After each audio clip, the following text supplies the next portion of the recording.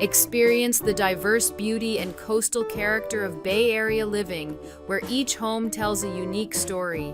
Today on Homeworthy, we're featuring 3 exceptional Bay Area properties, starting with a classic and curated California home and ending with an idyllic wine country estate.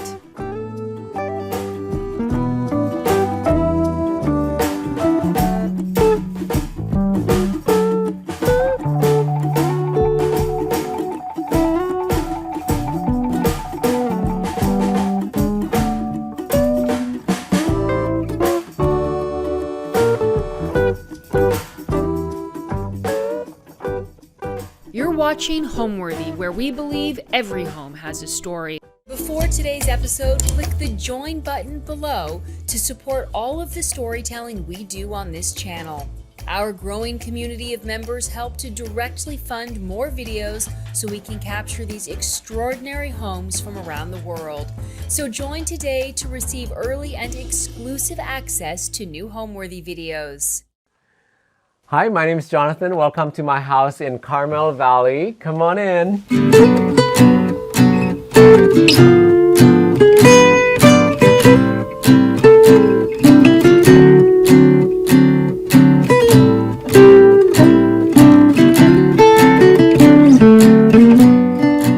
You're watching Homeworthy, where we believe every home has a story.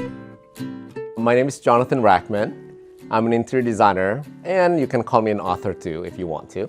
We are at our, what I call humble hut. It's our country home in Carmel Valley. And it is a ranch style house that we've renovated, my husband and I, during the pandemic. The style is, for me, that's truly what you see is what you get. And this is how we live our life.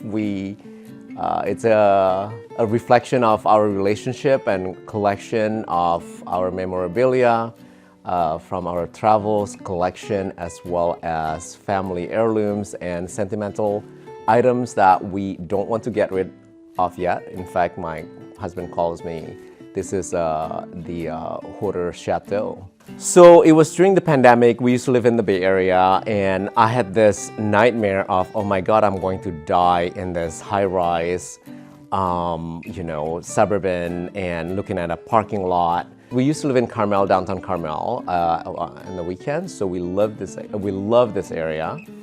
And I wanted to go back to just having more privacy, more land.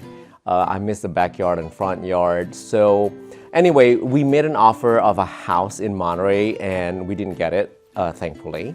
And my husband constantly looking on online, and then he saw, oh, there's this, look at this charming home. I mean, it's in the country, and we see there's quite a lot of oak trees and land.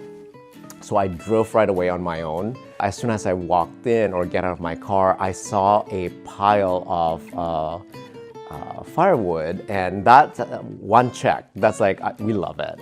And the second thing, I just walked around outside and we saw the view, and I instantly fell in love with it. I FaceTimed with my husband. And then as soon as I walked in, we know this house wasn't perfect. We call it the choo-choo train house because it's one long house. It's like from one end to the other. It'll take you a few minutes, most probably. But as soon as I look at this baby right here, wood fire stove insert, I just, this is it. We made an offer the afternoon of, and we closed within 8 days. So it was truly love at first sight. I always tell people how much I love this house. I love my house. I love my house. And for some people, this is nothing. This is just like a ranch style house from 1970s. But this house is not perfect, but it is perfect for us. We've been together for 30 years. What inspired us is my mom and dad. I call them the Loro Blogno. Loro Blogno means the inseparable couple. They were together for 65 years, almost 66 years. My dad actually just passed away. When I say just, it's been 16 months. So it's still raw, and they inspire me. Their love for each other inspire me. How they love us and accepted my husband just as one of their son or their son-in-laws. but also where I was born in Indonesia, and my travel as far as where I live in Switzerland and in France in my past, the whole East-West thing, just experiences in life inspire me. So welcome to what I personally call the great room. My husband was being ironic and always sarcastic. That's his sense of humor, and he always calls it the Grand Chateau, which is funny because there's nothing chateau-ish about it, about this room. So what do I want to point out about this room? First of all, I love the insert stove, the stove insert for the fireplace. This is the heart of the home. I found this and it's just perfect. And it always looks like it's smiling. This is where my husband and I, on cold days, always just sit down here, have our cocktails, or when we have guests, that's where we have them over. And what I also want to point out is this amazing pattern. It is a pattern from my childhood memory, and that's how I put my stamp in the house, one way of doing it. It's what every child in Indonesia was taught to do pattern when we had our arts class and drawings. And what's interesting is this last trip, because we live both in Bali and here, we went to Java to get a reading based on our Javanese market calendar. And we learned, and I didn't know this before all my life, that based on my husband's birthday, that is his pattern in the Javanese, what they call Prambon calendar. And guess what I found right here? It is amazing. A batik that also has his pattern, and the color is amazing. And for me, that's just serendipity in design. The sofa and the chairs I got from Carriage, one of my favorites. And Anna is fabulous, if you know Anna Brockway. But this sofa and chairs we refurbish. We add, proper paddings and whatever needs to be upgraded, and then cover it. And this is one of my favorite fabrics from Schumacher. And my husband decided to have this colorways, and I'm so proud of him. This chairs, I love, again, it was during the pandemic, I love vintage items. I don't want to buy new stuff. So I found it on Cherish, but I want to engage my husband, because this is also his house, to choose the color scheme, what makes him happy. And so the same way I work with my clients, I want to make sure that they like it, they enjoy it, and it is their home. So I engaged my husband as to what color scheme he wanted. Originally, actually, believe it or not, I'm not known to be a neutral person, but this house called for some neutrality or a neutral scheme. But I was so surprised when he picked out brighter colors. This is my own design book that was just published by Flammarion recently, and the cover is done by de Gournay. My memory at the Carlisle, that's the only hotel I ever stayed in New York. And you see more books and books and books. Givenchy is right there. There's Audrey Hepburn also. And some, that's my late mother-in-law, Stephen's mom. And our old, one of the first few dates we had was probably, or first few years of our relationship in Carmel. So this is a very, very important part of the world for us. Coming here to the dining table and dining chairs. The dining table I found in Bali, but it's from Java. It's a Javanese Dutch colonial style. The legs are beautiful and a marble top. And it always reminds me of my grandma, because when we used to go to cafes or restaurants with my parents and my grandma, my family, these are sort of the style of tables that we found in Java, all over Java. I have an amazing story about these chairs, this dining room chairs. I have a set of 8. They're actually gifted to us by a very generous couple, clients of mine. I used to be their florist. I used to go into their home that was designed by Julia Morgans in San Francisco. And later I became their interior designer. And at some point, they moved to Idaho, and they didn't need the chairs anymore, because the house they wanted was completely different style from the one in San Francisco. These chairs were actually acquired by them at Christie's Monaco, I believe, and they used to be owned by Karl Lagerfeld. How amazing is that? And the fabric is made from horsehair. Love the details and the hooves. I believe this is from the 1800s. I have the exact provenance information, but that's pretty much what I can tell you right now, but it's still in the original condition. The fabric's been changed, by the way. But I love how they go, just the perfect curve that goes with my dining table here. Moving on to the window treatment. This fabric, actually it's called Andy from the Sisters collection that I designed for a company called Ellis Dunn. It's a woman-owned small boutique fabric company.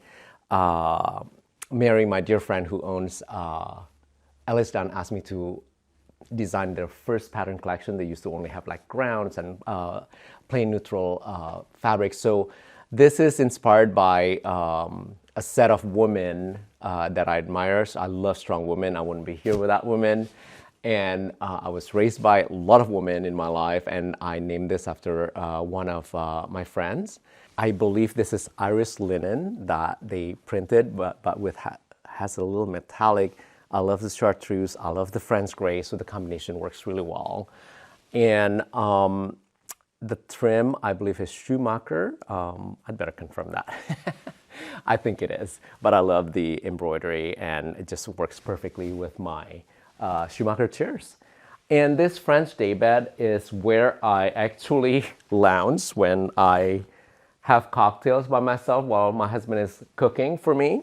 First of all, I want to talk about this Art Deco style furniture that I actually found in California that's been refinished, and I put in my favorite elephants, doorknobs that's given from our fairy godson, Sean. But this furniture was made in my mom's hometown in East Java. So just by chance, I found this, and when I heard the origins of this furniture, I just fell in love with it. Because that's the thing about me. When I select things, especially for myself, they have to speak to me in a sentimental or romantic way. And I love finding furniture that was made in my mom's hometown, but I found it in California. I love bust. They just, to me, they're the classic elements, but I'm obsessed with them. And this is only partial collection here. I have 10,000 square feet warehouse that I store all my stuff, and I have more busts in the office in the warehouse. The mirror I found with Judith, my general manager, who's like my sister, in Pamplona, right before the pandemic. It's maybe one of the oldest thing that I own here. It's from France. I believe it's from 17 or 1800. The same with the barometer that actually I got from a dealer in San Francisco, Antiques Art and Exchange, one of my favorites, Howard and Keith, the best. I've known them for decades. What else can I tell you here? Our wedding picture, when I took his picture while he was being taken a picture of by a photographer, his younger picture, and here you must wonder what this is all about.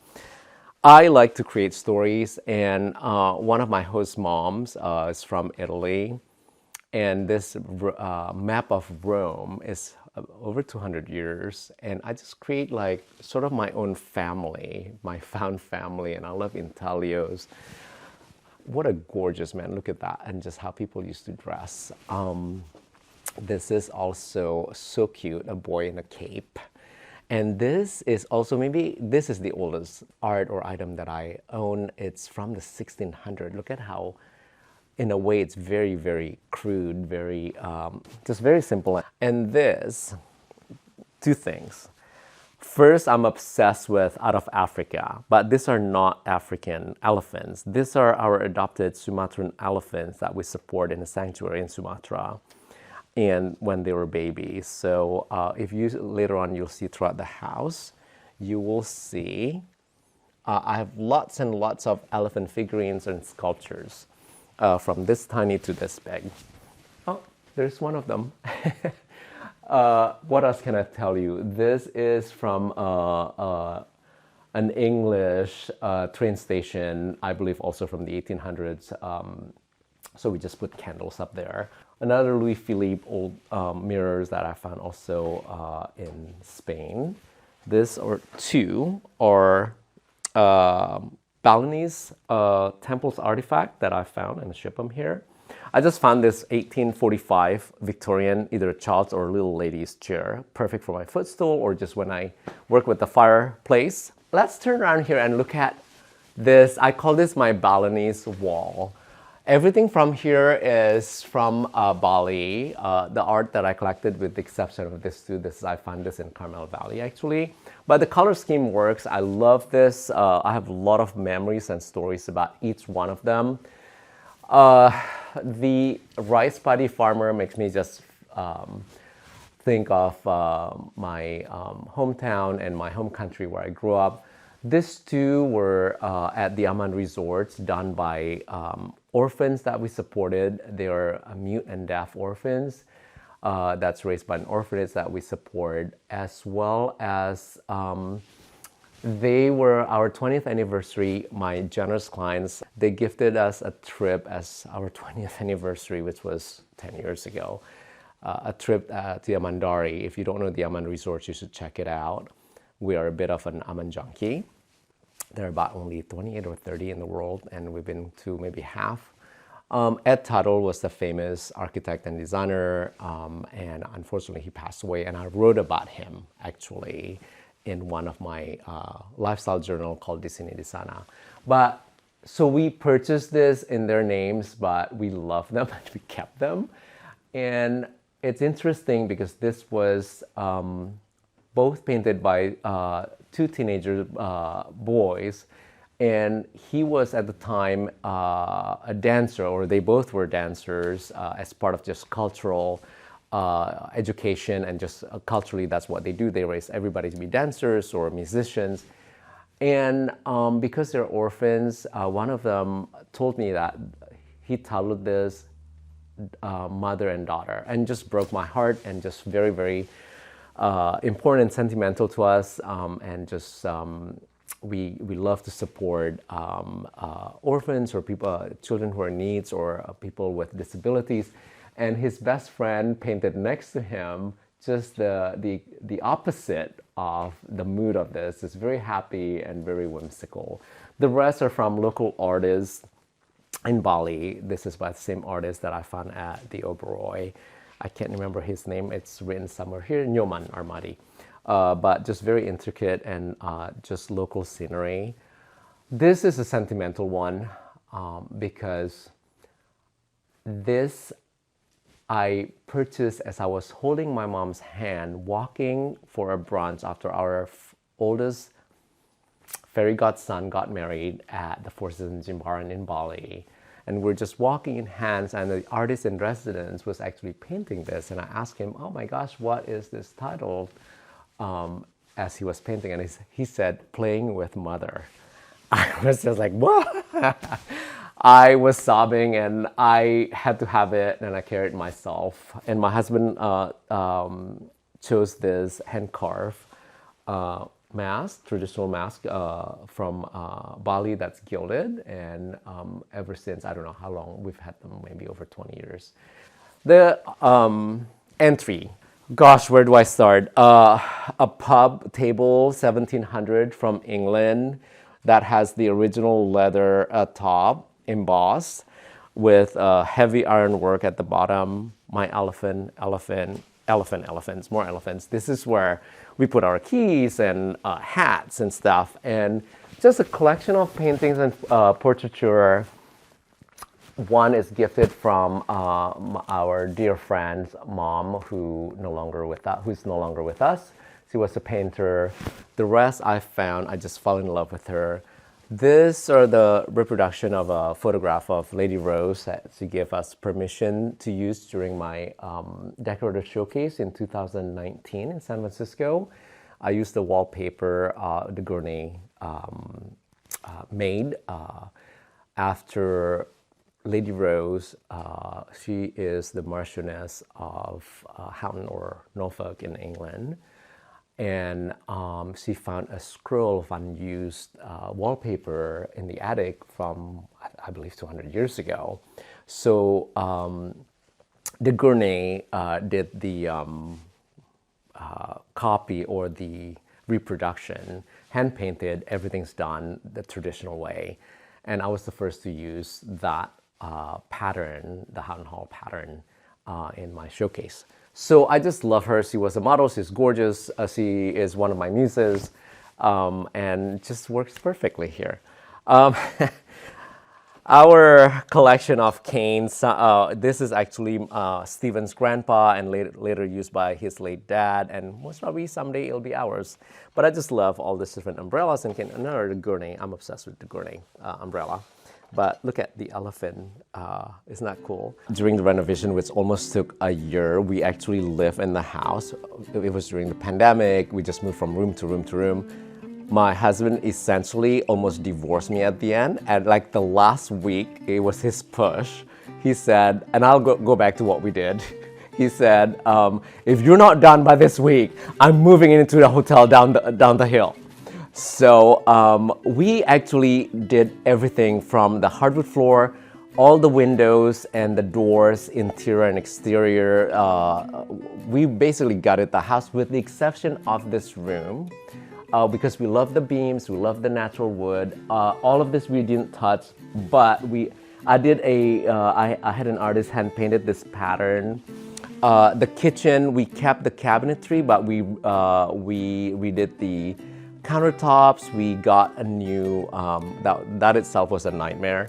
A smeg, it was it's a cute stove, cute color, but they sent us the wrong size. So imagine after waiting for 3 months for the stuff to arrive, they send a bigger size, so we have to wait for another 3 months. What I want to point out here is this amazing antique Chinese fishing basket. I turned them into pendants, and that's just how I like things. You know, we don't have a perfect kitchen. It is how we found it, the layout. We redid the cabinetry, the glass cabinet, the countertops from Da Vinci marble. Love the stove that gave me a lot of trouble because it was during the pandemic. We waited for 3 months, smeg. We love the color. Again, I repeated the hand-painted pattern there on the backsplash under the hood. We love the window. This is very Carmel Valley where we could put planters and oil lamp. Sometimes we have power outage here. And we use the oil lamps. I love this French pot rack that I found, and the color is perfect, and everything else just either my fondue pot that we used last night and my husband's antique copper collections. By the way, you've noticed this most probably. Not only it matches my interior here, but this is my late dad's favorite ring that he wore. He had a lot of collections, but this was one of his favorites, so I'm wearing it. I never took it off. So here's our hallway, and as I said earlier, this house is not perfect, but it's perfect for us. This is the entry door, so there is not really a reception area. We did think about adding an outdoor porch, but nah, this is good enough for us. It works. This hallway used to have a laminate floor, and now we have put in French pavers, outdoor pavers that I use indoor, again from Da Vinci marble.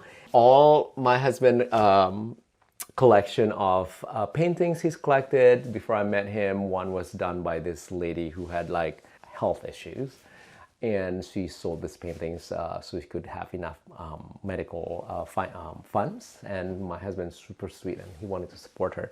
Instead of putting crown molding, I had an artist hand painted the fretwork, and I found this corbels, an antique corbels that has similar patterns. They're not part of the house, but I just added them. I love adding things, fun objects, artifacts that go with my aesthetic or what I feel good about. I also found this tiny little Greek key that has this is the inspiration color for the door. Isn't that sweet? Benjamin Moore, I'll find you what the color, I think forest something. All right, but also in this hallway, besides painting all that, check this out. Here we go, Schumacher trim with Ellis Dunn fabrics. the trim has the identical pattern. And this is also the same fabrics, the gorgeous Irish linen ground that I designed pattern for Ellis Dunn. Laundry, which I'm not going to show you, that's our dirty laundry, literally. And this cabinet wasn't here. There was like this really funky, totally cottage farm style that's rickety and has like a chicken wire mesh, and it wasn't functional. I built this for 2 reasons. 3. 1, I need the storage. 2, I have a collection. Some people call me Imelda. I have collections over 200 pair of shoes, and these 2 cabinets house part of it. The top part is my memorabilia and old photographs that I organize here. There's a medicine cabinet up on top. I'm not gonna open it, but the linens looks pretty decent. There you go. You can see that. And I'll just show you a real quick collection of the shoes, partially. And candles. Okay, and I have spaced it just right so it can house my, I believe this is from Sumba, an antique carving. I don't have a specific style, but one thing I know, the title of my book is, I can see it from here, it's called Currently Classic. That is the formal style. What I like about my style is typically it's always classic. You can't pinpoint what period, or I don't follow the trends. I don't, I don't like when I see a style, oh yeah, we designed that in 1985 or 1990s or mid-century or all Art Deco. I like the house to reflect the style of the owners, not my style. Of course, I'm the designer. I will guide them through the process, and I will always tell them what works, what doesn't work, the good, the bad, and the ugly. But typically, if you have to classify one style, it is my style. It's currently classic. It's always classic. It's always current. We are in 2024. We don't want a house that looks like a museum. We don't want a period house. I want it to be comfortable for the owner. And I've also been dubbed as the master of mixing the East and the West, because I was born in the East, but I grew up and live in the West, and now I'm actually splitting my time. We call ourselves the Balifornians, so we live part-time in California, part-time in Bali, so we go back and forth. But all the interiors and the design and the decorations is a culmination of what we've collected throughout our life, be it from our travel, from our family, and from our anniversary gifts, whatever it is. I don't like a designed home, period, anyway, personally. I don't like to go into a house like, oh yes, this is designed by such and such, or that whole contrived matchy-matchy, or like, I know some people are super symmetrical. I have clients who go crazy if I do something that's non-symmetrical. If I put this chair here and the other chair looks different, or a different style of chair, that would just drive her crazy. She likes 2 commodes, and I will respect that. But as far as for my own house, I don't try to design it. I design from the heart, and that's my style. What feels good to me, what looks good, and what makes my husband happy, that's my style. This is my pattern room. I'm an island boy at heart, no matter where I go. So the island, when I can't find an island or tropical things, I created my own. So this room is inspired by my home country, Indonesia, Bali, Java, where my parents are from. So the wallpaper is Thibaut, including the one in the ceiling. The copper caning work is from Bali, that's handmade. The vanity is one of my favorite furniture in the house. It's an old antique commode from Java that I converted into vanity. The top marble is original. We did a cutout for the waterworks sink, but we added this shelving marble. But everything else is original, including the beveled mirror. I want to just point out something to you about Waterworks Life finish here. This is one of my favorite fixtures. A lot of people mind, they want that pristine brass look. I actually don't mind it at all. I love the patina. It just continues to patina as we use them, and that's just, for me, that's real life. And I love antiques, so why not? And I'm not one of those designers who like matchy-matchy, who love matchy-matchy. I mix, this is all around bronze, there's brass, and there's white finishes. The tile is also from Da Vinci, but it is inspired by the island life. There's a beautiful antique Venetian mirror that's in the shape of pineapple. Pineapple is a sign of a symbol of hospitality, so I love it. And this is where my guests go to use the pad room. So welcome to your room, because if you're staying with me, this would be your room. The first thing I want to point out is these two things. One is the wallpaper, which is Thibaut. I like to give my client options. In this case, my husband is my client. And he chose this Thibaut wallpaper for the color scheme, the pattern, everything about it he loved. But lo and behold, when we were moving, I found this batik hand-painted fabric that he bought the first time, one of the first trip he went to Indonesia, maybe in 1995. And I cannot believe how they just complement each other almost perfectly. Not almost, to me it's perfectly. These two cocks, roosters, we bought them because they're cheesy mid-century things that reminded my husband Steve of his own identical ones when they grew up, but they're not the original. Anyway, again, I like to create a story in every room. So, but some stories truly are real. One of them is that. But another thing I want to point out is this duvet cover. It's an antique fabric that I found from France, but it's made by Judith. Judith is my general manager that you know, who's like part of the family, like my sister. And we didn't have enough fabric for the other side, and we got this fabric from Otis Textile. The rest, just things I found. This is a gift again from a different client. Can you imagine? This used to be a pillow for the Chinese from over 100 or 200 years ago, a woven hard pillow. That's how people used to sleep. This is hand knitted and given to us by, we call her Aunt Loretta, who just passed away last year. Aunt Loretta is the aunt of my dear, dear friend who's like family, Bob. And we call this room Bob's room or Judith's room, depending who spent the night here.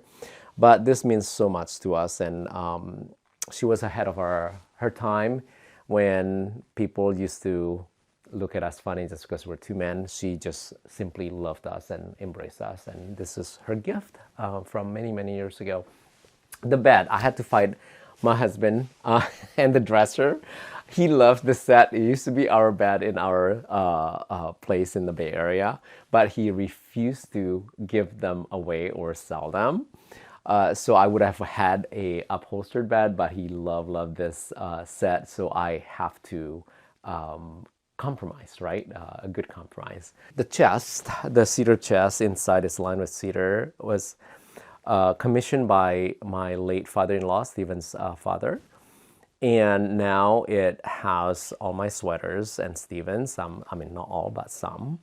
And this top part, the antique treasure English treasure box. This is where I house all my, not all, some part of my dad's belongings and memorabilia, his old wallets, letters, pictures, handkerchiefs. So after they both passed away, this is where we keep our dad's memory. Same thing with this silly. It's nothing fancy. It's actually maybe from the 50s or 60s side table. This belongs to Stephen's family. So we kept it. I love chinoiserie, and look at, more is never enough. This, I believe it's Décor de Paris. If I'm wrong, forgive me. It might be Samuel & Sons. No, this is Décor de Paris. This is Samuel & Sons, I believe.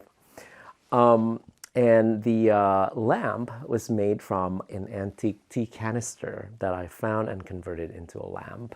Besides being a guest room, this is also my dressing room or my closet in this house. So I'm not going to open that nightmare, what's the inside. But this is where I dress, so mirrors everywhere. One of my most valuable, well, because I am crazy and sentimental is this chair. It's been reupholstered with beautiful linen, but it's one of the oldest chairs we own also from the 1800s. George the Third's from Scotland. I know the dealer. She used to live there, but she's now in Carmel. I have another one in different shape and fabric in my primary bedroom. But check out this. I love elephants, and check out this antique little baby. How she or he's all beat up, but I love it. Pictures of our friends, loved ones, fairy godchildren. They all house in this room. Books and books, some more books. Both his and mine. This is a beautiful, beautiful French gilded mirror that I found. So I would dress here, get ready and stuff. And this photograph is crazy. I never really had proper photograph of my grandma and grandpa. So in a way, they are not my grandma and grandpa. They're complete strangers. My dear friend found this and give it to me, and her friend actually was the one actually found it in a town that's not too far from my grandpa and grandma's village from Yogyakarta, and they live. Yogyakarta is a famous town because it's near one of the 8 wonders of the world, Borobudur Temple, and that's where my grandparents are from, not too far from there. And for me, they're just my adopted grandparents. At some point, I turned it into an artwork on a plexi, and I call it "Eternity is Too Short, Eternity is Not Long Enough." I'd like to imagine that somehow they're still together. Judith also did this, did all the treatment. She helped me with projects sometimes. As a general manager or project manager, she's also very, very crafty. What I love about this house, as I mentioned earlier, all the French doors, and almost every room has this doors that you can open and look at the outdoor, and sometimes guests could just have coffee or just hang out and have some peaceful time. I have to point out the fabric again. It's from Ellis Dunn. This is actually the Belgian linens that I love so much. I love the thickness, and it has grove grains that's sewn into this fabric as a pattern, as part of the sister collections also. Alrighty. Next, I'm going to take you to the mystery or the mysterious bathroom that used to be, and it used to relate to this room where this bookshelf is now. There used to be a door here, and I will tell you more about that bathroom, which is now our primary bathroom. It was so odd and weird when we found this house, but now we've made it work for us. There is one funny story about the bathroom. Our master bathroom now, we have a tub, double sink, and a wet room, basically a shower. But before that, which I will point it out to you, that was like the mystery, Winchester Mystery House. That bathroom has 2 doors, imagine this. 2 doors from one room, but it's not like Jack and Jill doors. It's like one on one side, the other one's on the side wall. There are 2 vanities, separated, 2 toilets, and a tub in the middle.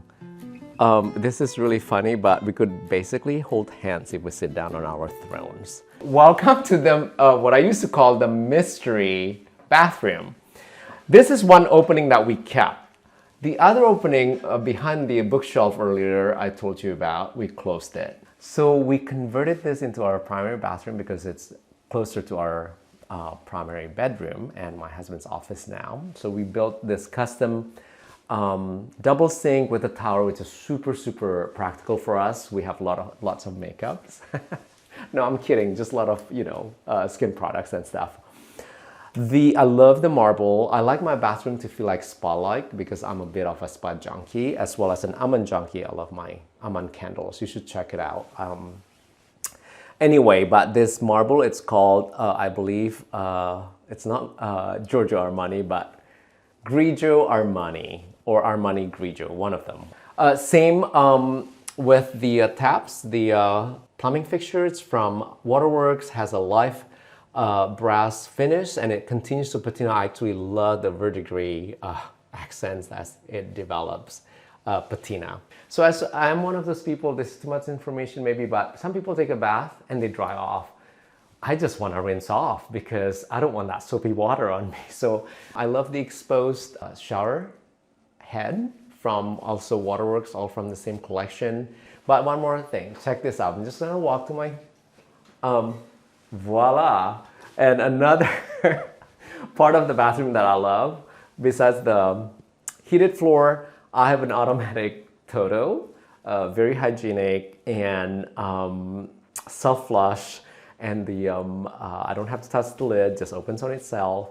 Also, the seat is heated. I'm not a modern person, I always like some romance. So guess what? I found an antique screen from Shanghai, from China. And I just placed that outside of my bathroom, and I can look out from my garden but still have some privacy. And I have a bit of a fern garden out there, as well as a French giant capital sculpture. So just love the calm spa-like, but still has some personalities. So welcome to our office, but before we talk about this part of the office, let's talk about this corner a little bit, which is full of memorabilia, etc., etc. This corner is our dressing corner for a few reasons. We have our Steven's dad's commode here, and we put our sunglasses and cufflinks and buttons and pins stuff here. But also what's here is sort of like his dad's side of the family memory.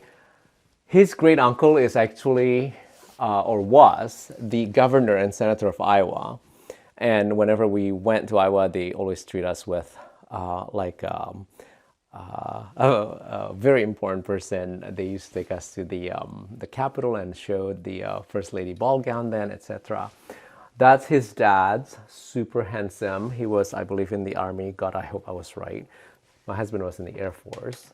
But all this campaign buttons from as far as from the 1800s, I believe, is a collection of his family, and just love to put them in one corner from this antique cabinet I found in Bali also.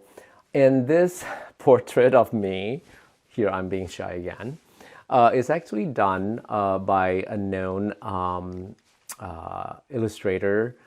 His name is Marc-Antoine Coulon, and he was introduced to me by my publisher in France, Flammarion, who published my book. So this is done for my design book. This mirror is really hard to find now. I found it from Antique Art Exchange. This is our full dressed, full height length of dressing mirror. More gift from Gladys Perrin Palmer. I feel honored because she did silhouettes of, good Lord, from Lady Di to Dior, Givenchy, Yves Saint Laurent, and now I have my own from Gladys Perrin Palmer. Thank you, Gladys. As you know, I love fretwork and patterns and geometrical, and I did this for our office, this pattern, and I love it for the ceiling instead of one boring painted ceiling. Check out my jute rug, hand woven. It works perfectly for this hallway, for the width, the length, everything. But if you know what they are, you're gonna laugh. They are actually from Serena and Lily, and they're table runners, and I use them as rugs. Isn't that fun? Here is the actual office, but first, before I point anything out, this is one of the reasons why we fell in love with this property and the house, because of the view. And you'll see more from my primary bedroom. That's where we added the patio outside in a cobblestone mismatched pattern, and I did a fire pit to just hang out and have picnics or sunset sippy. And so this is our partner's desk. That's my side. It says the doctor's in. That's his facing. His side is here, but each of us has our own paperwork and stuff, and I still write, and I'll show you more of my writing desk in the other room. I call this wall the wall of the dead, or it's nicer when I say it's the dearly departed wall. And this is mostly Steven's ancestors, literally, mom and dad, his mom, his great uncle, I don't know how many, and great grandmother. And we both love Lincoln, and I found this from the antique show. I can't remember the original what, but this is already the antique of the repro of the painting or the print. So I found this in its condition. By the way, I'm not responsible for this. Happy husband, happy life. So this is all his equipment. I fought, but he has to have it. Everybody said that looks like Steven. You can be the judge. But I just kept it just because it's super fun. Love the convex mirror. Again, more. These are adopted families, and I got him because he looks so much like my co-author or the author that did the text for my book.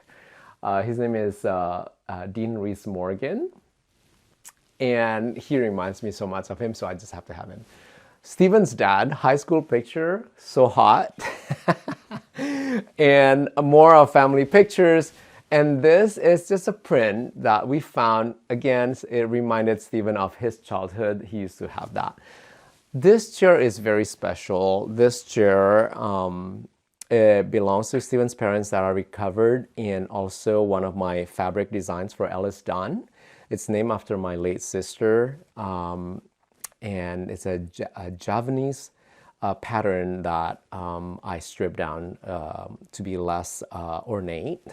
So this is one of the collections I did for Ellis Dunn from the Sisters collection. Now this is my new collection with her, Ellis Dunn, but it's called the Brothers collection, inspired by the men in my life that inspired me. Welcome to our primary bedroom.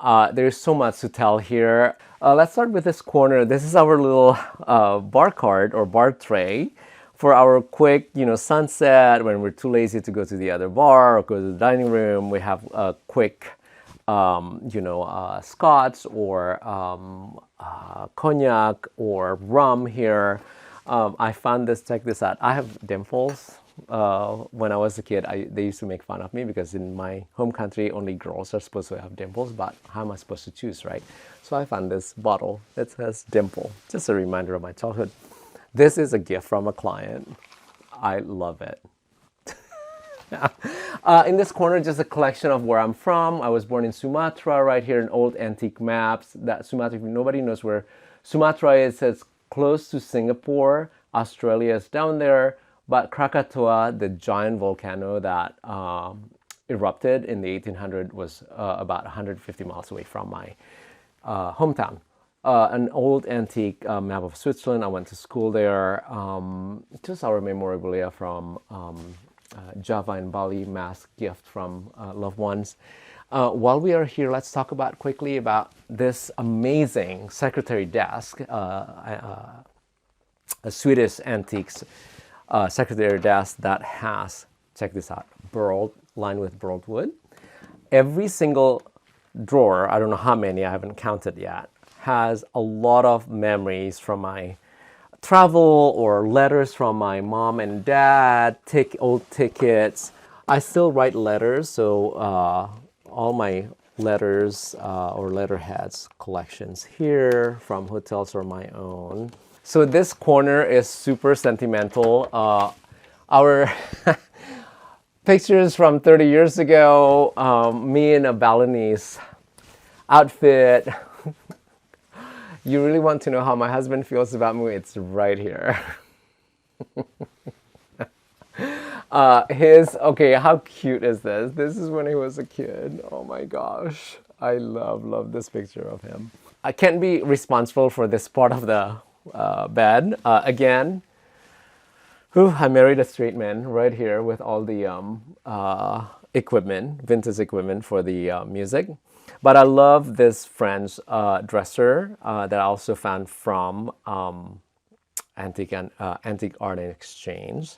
My husband is crazy about perfume and cologne, and this is only partial collection. He owns literally maybe close to 200 perfume. This bed, it's an old church pew, antique church pew, they're English or American, that has two angels. And it opens as storage. So storage is a plus. But what I fell in love with is this scroll, more importantly, the two angels. I asked my dear friend, Julie Stones, to gild the wings. When I acquired this bed, there were only my late sister who passed away, and I wrote a memoir about her. And that represents her, and the other side is represents Stephen's mom, late mom. Now they just represent people who already departed, and we miss them, we love them. So they're like our guardian angels here. The headboard is not matching with the bed. That bed frame is a hand-carved Javanese bed frame, again from my mom's village in East Java, but I found it here in California. The fact that they fit perfectly, I am amazed, and they mean something to me, so that's why I love it. Another duvet cover from antique fabric that is handmade by my dear Judith. This decorative pillow cushion is from lumbar from my fabric collection with Ellis Dunn. Every day when I make the bed, I make my bed every day. I leave love notes for my husband, like marble heart, and this one is from the Raffles in Singapore. I love what it says. It is not where you are, but who you are with that matters. I think that's super sweet. And every day I change different notes, or sometimes I just write my own love notes. Vintage light fixture, ceiling fixture here. It's the sun. I just loved it. I don't know what the origin. I think it's Italian, but I found it in California. It just works really well with my Balinese scenery wallpaper. These two chairs mismatched, but I love them. Work perfectly. The tufted leather vintage chair. This is where we sit down every morning and just to have coffee, lounge, we bicker, we exchange ideas, we reminisce or listen to music.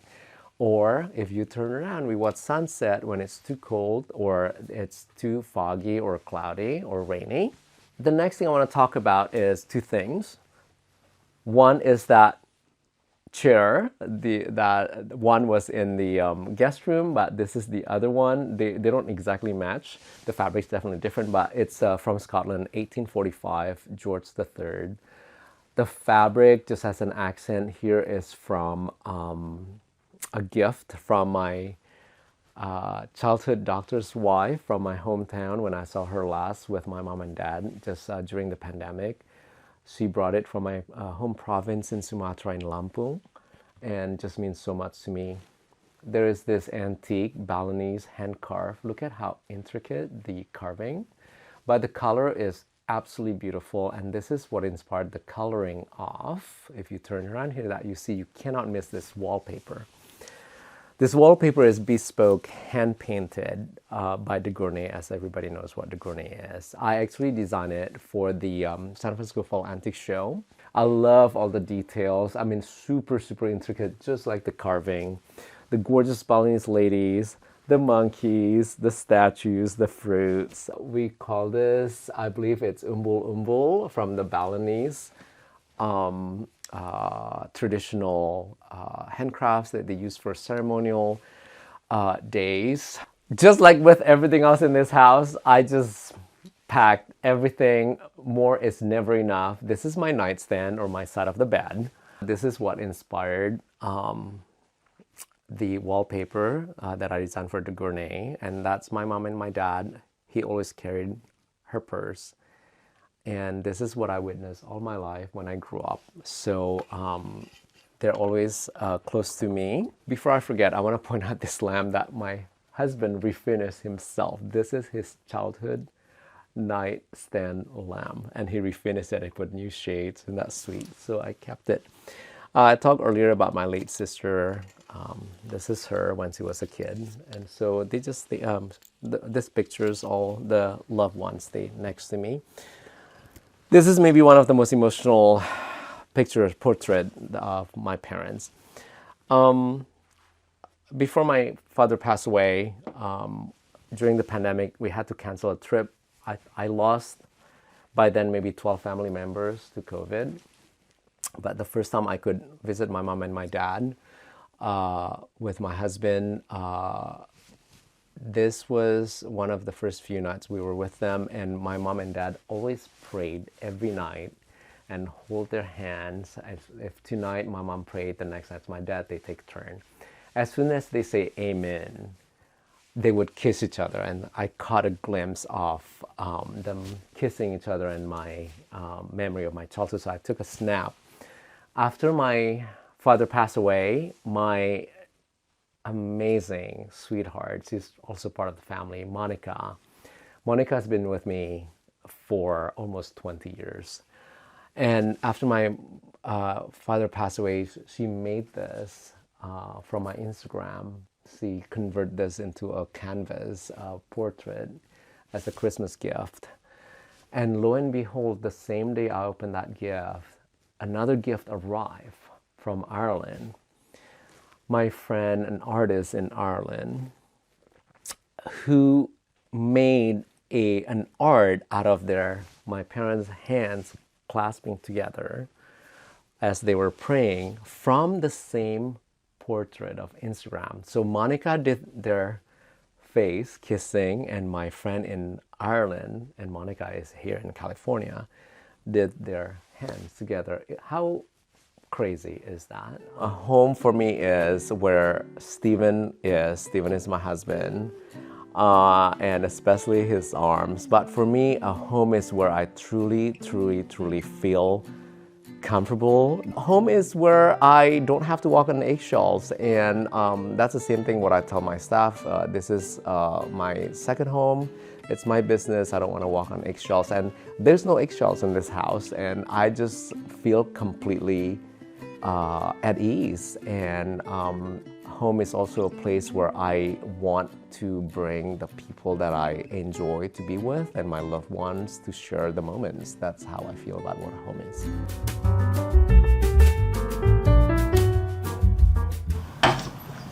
Hi Homeworthy, welcome to my home in Pacific Grove. I'm Erin Conway. Let me show you around.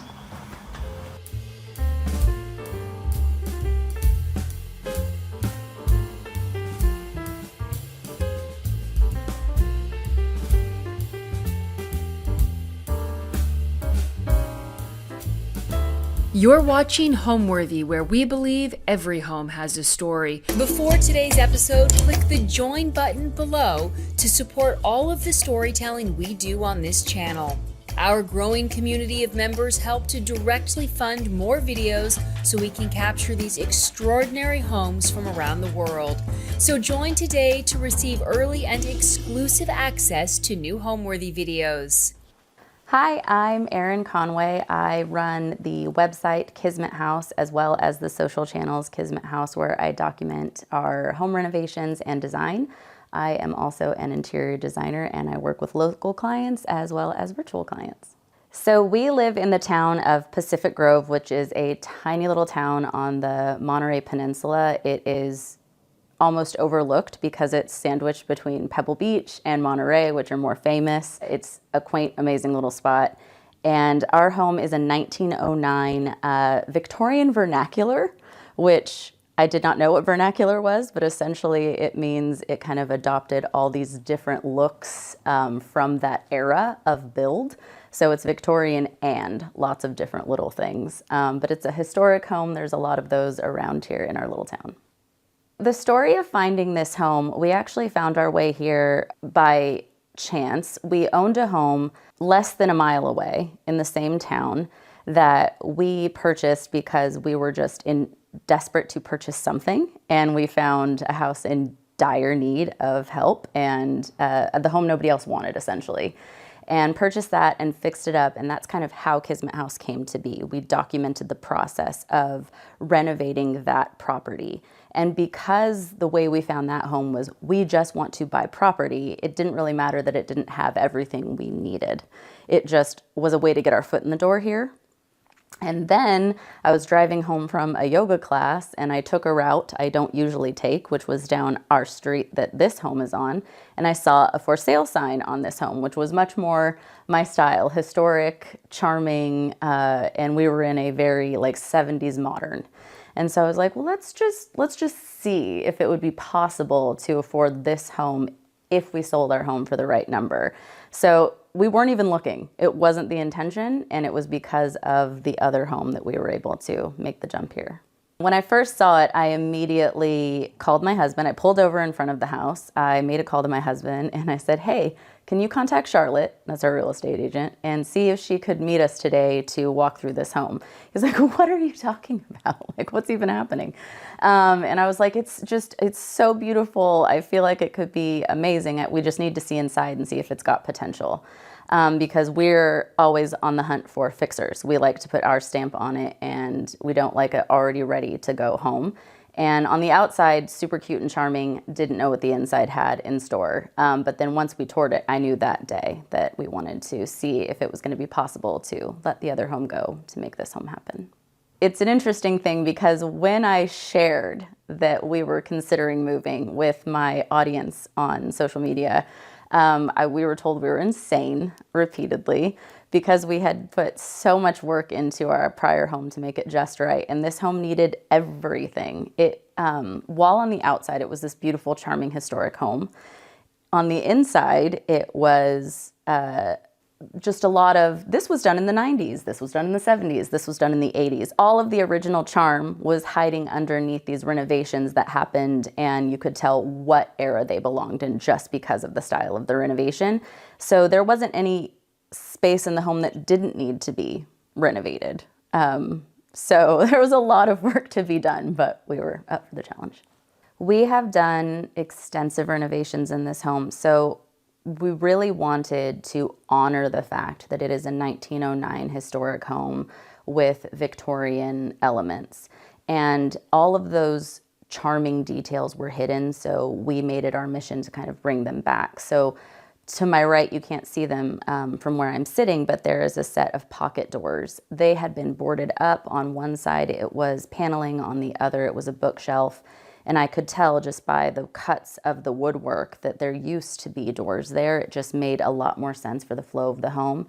So opening those back up and restoring those, the floors had been covered in a laminate. So we removed the laminate and restored wood.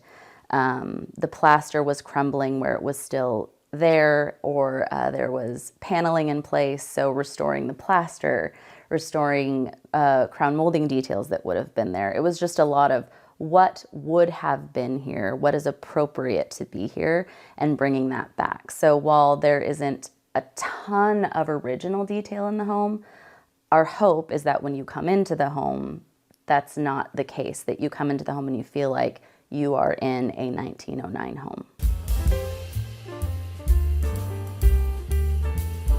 Welcome to our entryway. I love this little space because in our prior homes, we never had a proper entryway, and we live somewhere coastal where it's a bit misty and can be very wet. So having a place to drop the shoes, drop the rain jackets is very exciting for us. We did a lot of work in this space. It was funny, someone had mentioned, they're like, oh, the power of paint, as if that's all it took. And I wish that was, but we had to take down the walls to the studs because the plaster was crumbling and in really bad repair, and we replaced the plaster. We were able to salvage the original little button knobs here, which is very cool.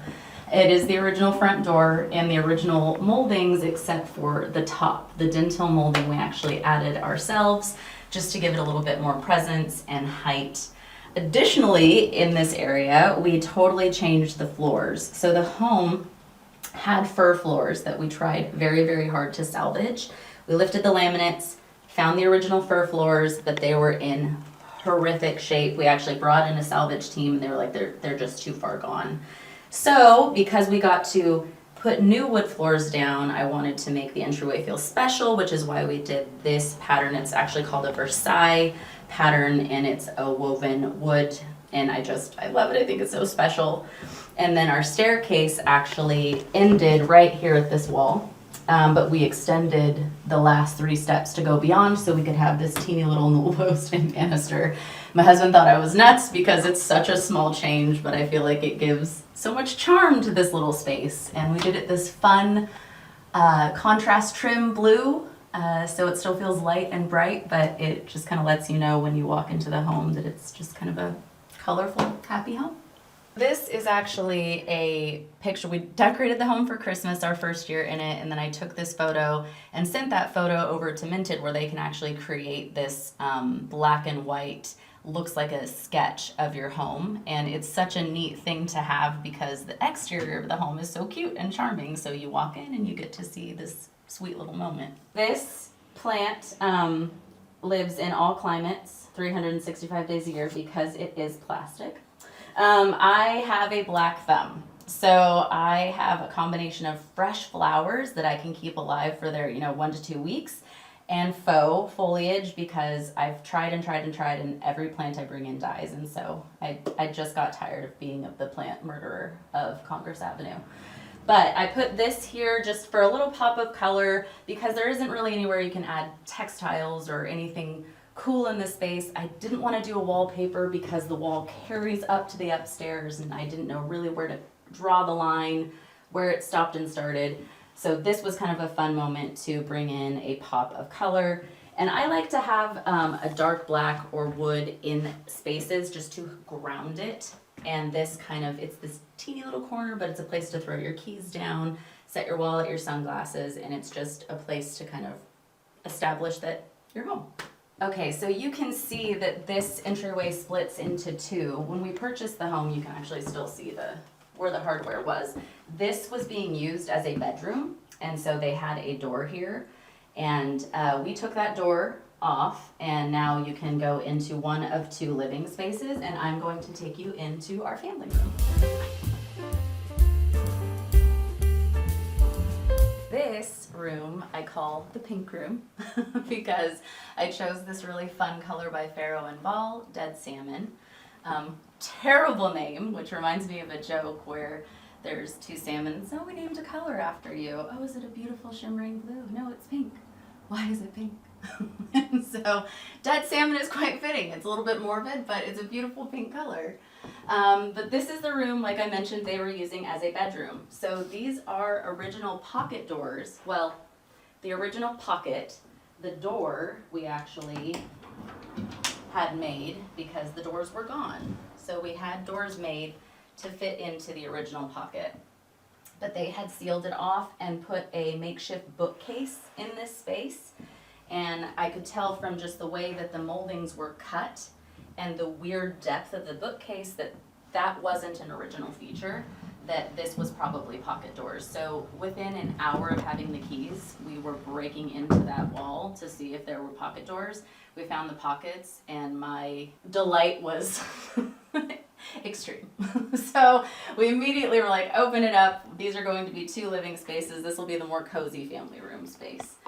So this room is quite cozy and petite, but it still fits a lot of great pieces, like this big comfy couch. I have a mix of high and low, new and old in here, things from vintage finds to Facebook Marketplace to Target, fancy little French boutique, Target. And I like to play with color, so I have the pink walls, the blue sofa, a green chaise. I'm not afraid of color, and this room is definitely a representation of that. So this is actually a mural from Anthropology. I saw it online. Someone had their dining room wallpapered in it, so they must have had multiple because it's only so large. Loved it. Might feel a little bit overwhelming to fill the room with the wallpaper, so I decided to use the ornate trim work around it to just kind of create a moment that would ultimately frame out the television. And so the trim work that you see on the wall is mirrored on the ceiling, none of which was here. Again, this room was a total renovation, as was every room. We took it down to the studs, redid the plaster, smooth coated, fixed the trim, and then added back in details that may have originally been here, like the molding details. So this was just a really fun way to play up what we added to the ceiling on the walls and just give this room kind of a grounding presence and wow without being overwhelming. This room is pretty much where my 12-year-old son spends most of his time watching sports. So we all hang out as a family in here. We'll do movie nights in here because it's a big couch that we can all kind of climb onto. But this room, my son is always in here with his squishmallows, watching sports. He calls it his living room. It's his favorite place to be in the house, but it's such a comfy space. So we usually all end up piling in here, but it's kind of Finn's room. Originally, when we did this room, I was trying to convince myself that I wanted a super duper modern light fixture to be a juxtaposition with the very ornate moldings. And I did that, and I didn't love it, and I kept trying to make myself love it, and it was very much a square peg round hole. And so when I found this Lucille fixture from Butler Designs, I couldn't resist bringing it in. It feels like such a cool antique piece. It feels like it could be original to the home. It's just a showstopper. I don't think I've ever had someone new come to the home and not notice it. She's just a beauty. So I love it so much, and I'm glad that I let go of my need to have that super sleek modern fixture because this one's so pretty. This piece I have been carting around with me for a while. It is a Facebook Marketplace find that I got for $40. I love it so much. I think it's so charming. I love the detail work and the crystal knobs. It's been an entryway piece, it's been a TV console, it's been an actual dresser, but I just can't quit it. I just think it's so beautiful, and I can't get over the fact that I got it for $40. And I also tell everyone that. I'm like, isn't it beautiful? It's $40. It's just my pride and joy. And then beside it is this beautiful green chaise from River and Board in this beautiful thyme green with the fringe. This, I feel like my mom was guiding me with this purchase. This is so her, and I'm not usually a fringe girly, but I just fell in love with this piece, and I coveted it for a while. I kept it in the cart of my online shopping basket for months, and then finally for my birthday a couple of years ago, I said, fine, I'm doing it. I'm buying myself the chaise. And I did, and I love it so much. It's so comfy. It might not be the most practical piece of furniture, but it is my favorite piece in the house.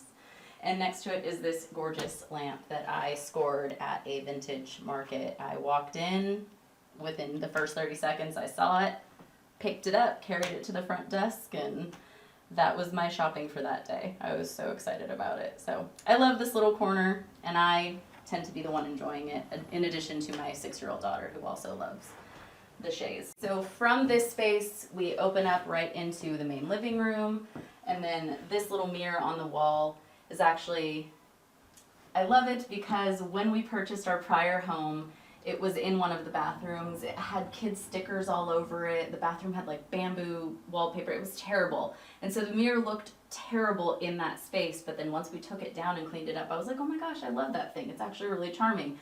So I just cart this around with me now. It's something that looked like a tear down from an old house, and now I just love it, and I think it's special. So it stays. It lives to fight another day. Now, right off of the family room, we have the living room.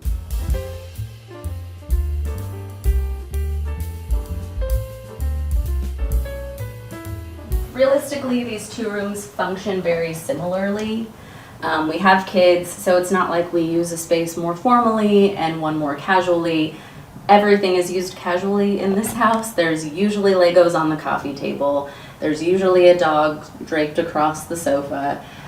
So again, comfort was key, and playing with color was something I wanted to do, more so in the furnishings here, because we had green color wash in this room, but because it only has one set of bay windows that don't get morning light, it felt very cavernous. And so we went with this lighter toned stone hearth by Benjamin Moore, so we could still have some color and warmth and contrast, but it wouldn't feel so dark in here. My favorite piece, the piece de resistance in this room, is the fireplace. This was actually a 2-tiered wood Victorian mantle. It was very, very bulky, very awkward height, stopped about here, had columns, was really chunky, and I wanted to love it because it was original to the home. But after over a year of just trying different paint colors, different styling techniques, I couldn't love it. So we took it down very, very carefully. We sold it to someone who was putting it in a historic home, and they absolutely loved it. And then we found this particular mantle. It is a Victorian marble mantle from the late 1800s. It was in Smith College. It's named Otella because it's named after the first black student who went to Smith College. It's just a very cool piece with so much history. And if we were going to replace something historic that belonged in a historic home, we wanted to put something historic in its place and just honor the fact that we didn't want to just replace it with something new. So I love it. I think it's so beautiful. It's my favorite thing in the room. How would I describe my style when it comes to decor? I'm asked that a lot, and I tend to say collected, comfortable, cozy, traditional. So it changes. I think of interior design the way probably an artist would think of their painting, or a composer would think of their music, that it's always changing, you're always growing. It's not one consistent thing. You're learning and evolving. And so my home is that. It's always evolving. My style is always evolving.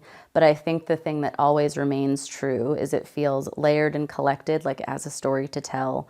There are traditional elements and that warm and cozy. So I know that's not a design or decor name, but that's really the best way I can describe my style. So this is an original bookcase to the home. It's in pretty rough shape, but I like all of its wonky details. However, the back is new because this lower portion used to have an arch cut out in the back wall where you could reach into the dining room through that lower portion, which is cool in theory, but in practice it always just looked really messy.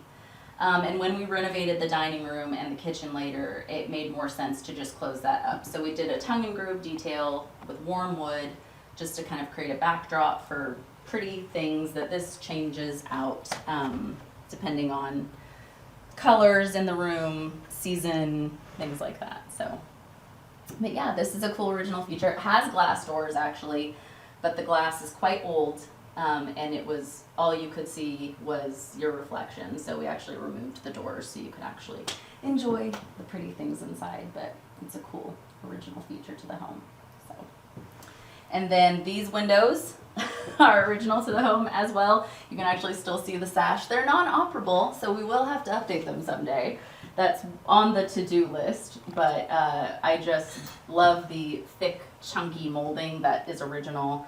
The moldings in here on the floor are actually original to the home. We were able to salvage them. So anywhere we add in molding, we have to kind of recreate that look of that big, thick, chunky. Like these were added in, but we needed to mirror what was here. And these baseboards were added in, but we needed to mirror what was here. And so that's been an interesting challenge to this house, where we have been able to salvage. It's only been in part, not in whole. And so when we do add in, we need to make it look like it was all salvaged and not piecemealed together. So that's been an interesting challenge, but a fun one. And then back here, it's just a little sofa console, picture of my mom when she was a little girl. Just because I love all the women in that picture, they all look very, very tough. And I just love that. And then picture of my kids with it. And our comfy sofa. We use this room kind of the same way we use the other room, to watch family movies, to spend time together, play board games.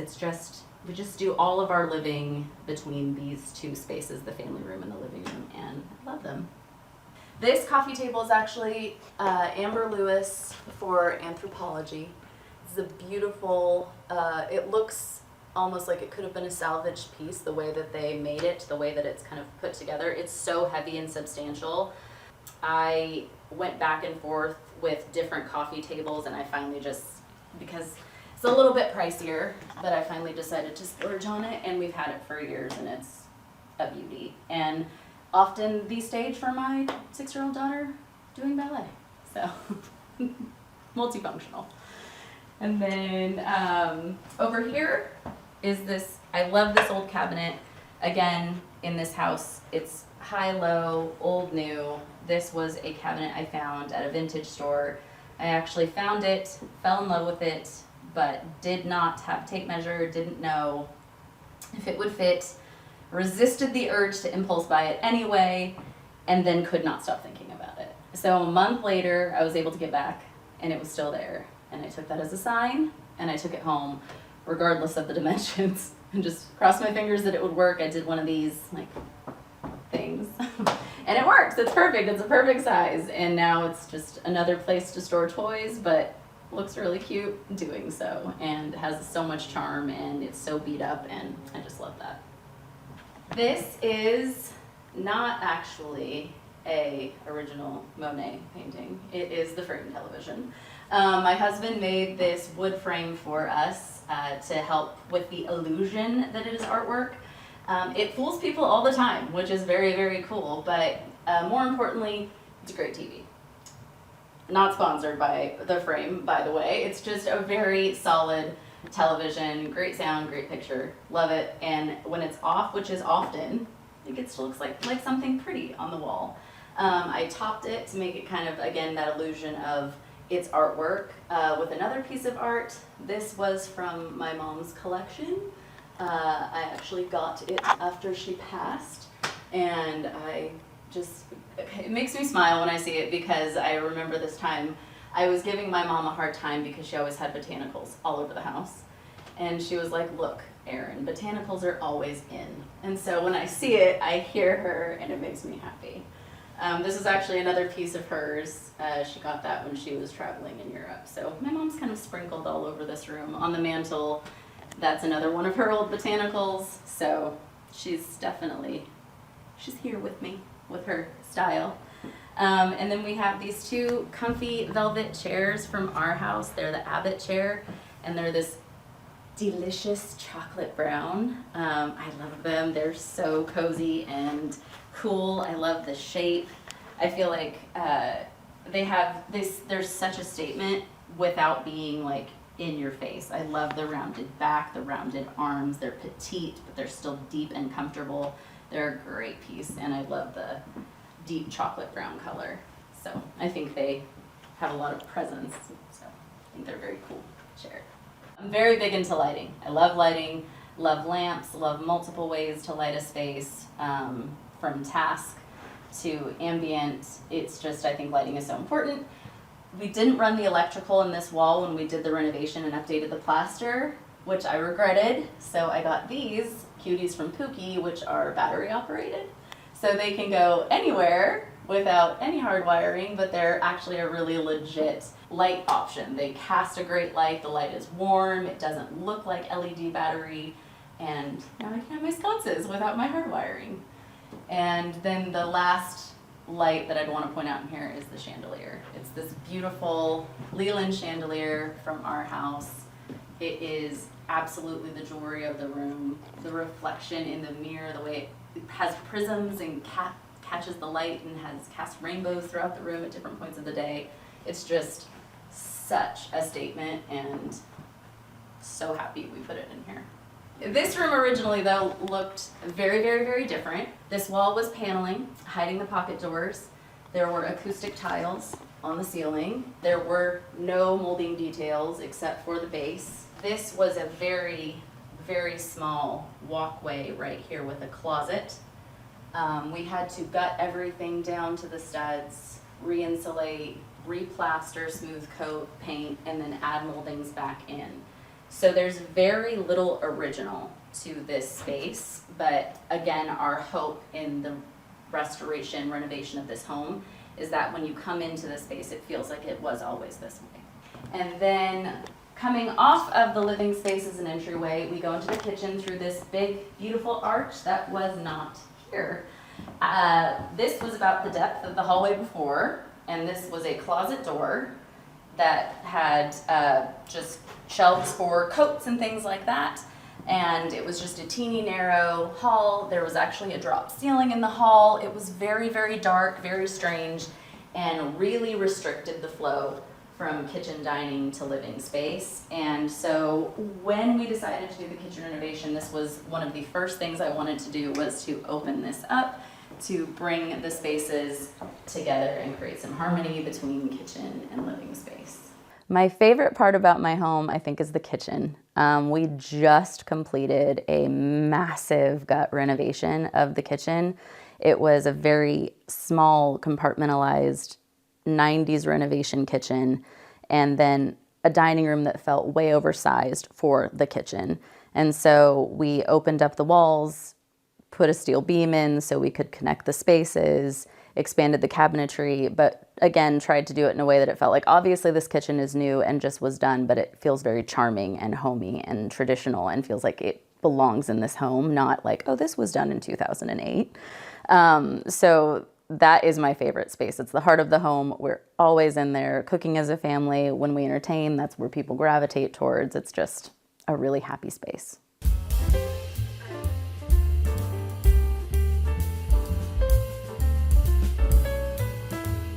I love this tall tower, is what they refer to it in the design world, this countertop cabinet.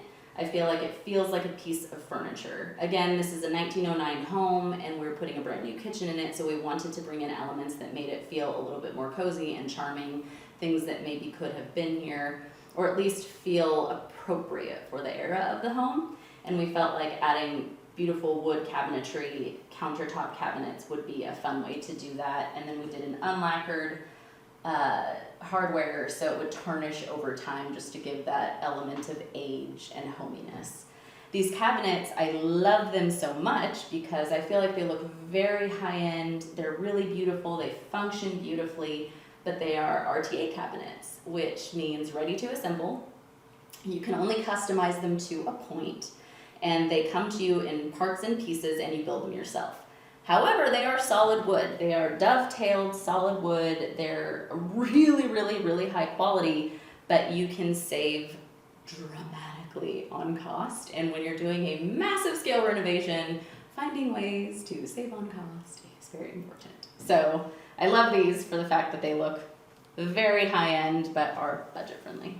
Some of my favorite features about it are the lighting, because I designed them.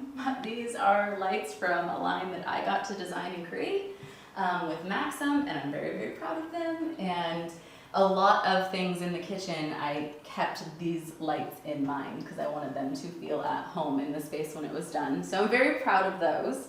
And the kitchen, other than that, this is my baby. I am not a chef. I am a Trader Joe's heated up in a pan toast gal.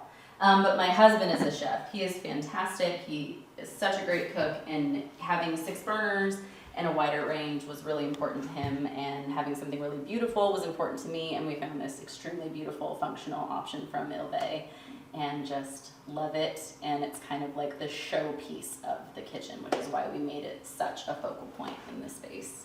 So above the range, we have this collection of copper pots. So I'm asked all the time, how do they function? Do they cook well? I don't know because they are decorative. I'm sure they function beautifully. I got them from Etsy. They are original copper pots. They're very, very old, but I really just wanted something to be a beautiful kind of piece of art in the kitchen. I'm sure they're functional, but I can't tell you from experience how well they function. Over on this side of the kitchen, it's the sink. A non-negotiable was a large, deep sink for washing dishes, setting platters down if we were to entertain, and I really wanted to do this fluted detail in the front just because it feels very charming, old school European cottage, and so I knew I wanted an apron front with this really beautiful fluted detail. And then something else we added is this heat vent down here. Instead of just having your classic heat vent, we went with a really decorative option so it could feel special And then instead of doing a classic toe kick or place for your feet to go, we did a baseboard to make the cabinetry feel like furniture. Another way to kind of give that old, homey, warm feeling. And then again, unlacquered brass on this bridge faucet. So it's super tarnished, and I absolutely adore the fact that it's tarnished because, again, it gives that old, charming, lived-in element, which is super important to me in this home. This used to be actually a bumped out window with a ledge and a vertical slider, like small rectangular window.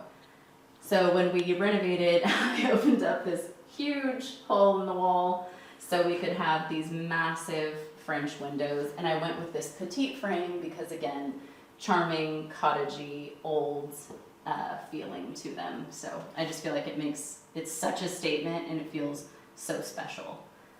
And then this is what we call our Butler's pantry. This is where all the snacks and kids' plates and Tupperwares and things like that live. As much as I love the idea of having glass front, open shelving, that wasn't reality for a home with 2 kids. But this actually used to act like a hallway that went into the guest room at the front of the house. And on this wall was hooks for pots and things like that. On this wall was just a kind of desktop with nothing underneath, and then some open shelves here, and then a tall, narrow cabinet here. It was very, very non-practical, not functional, and getting in and out of the guest room through this way was not a necessity at all. It's not something that really elevated the function of our home. So when we renovated, we walled that off so we could create this wall of cabinetry and this really functional Butler's pantry, which I love. It's our little coffee bar area. One of the lights from my line is in here. Did a fun wallpaper, or sweet wallpaper. And then I actually use these cutting boards for serving, prepping, hosting, but they function like art in the meantime. And then it gave us a place to kind of hide our microwave because it kind of hides in the darker lowers.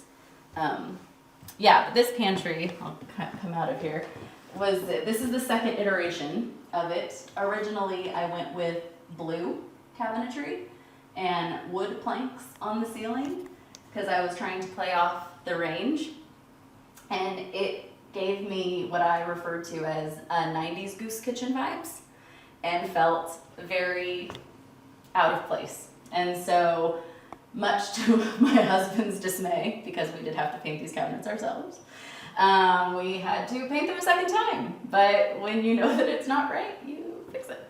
So I'm very happy we did this second attempt because the blue wasn't doing it for us. So this is our refrigerator wall. The refrigerator used to sit here in the space, and it did come out, as far as a refrigerator would. And this is a standard depth refrigerator, but the reason it can sit so shallow on this wall is because when this room was the prior space, there was a spice cabinet here in this wall, just a little door that you could open for spices, but it was very deep. So we gutted that cabinet out and we slid the refrigerator in. So the back half of the refrigerator is tucked inside this wall. So we only have to have this little front part of the refrigerator exposed, which allows us to have a much more functional flow and walk space for it. And then we did the unlacquered here again, cute little latch up there, and just a little toaster area. And this is our charging drawer. We have all of our electronics that can charge in here to keep them off of the counter.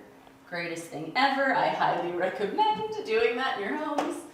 It's just a cute little moment that used to be a big refrigerator kind of jetting out. So, like that change. This island, I feel like, is a showstopper. I was inspired by Duval Kitchens. They make a dairy table that's very similar to this, and I love it, but it was out of reach financially. It was a pretty penny. Not that it's not worth it, it was just not in our budget.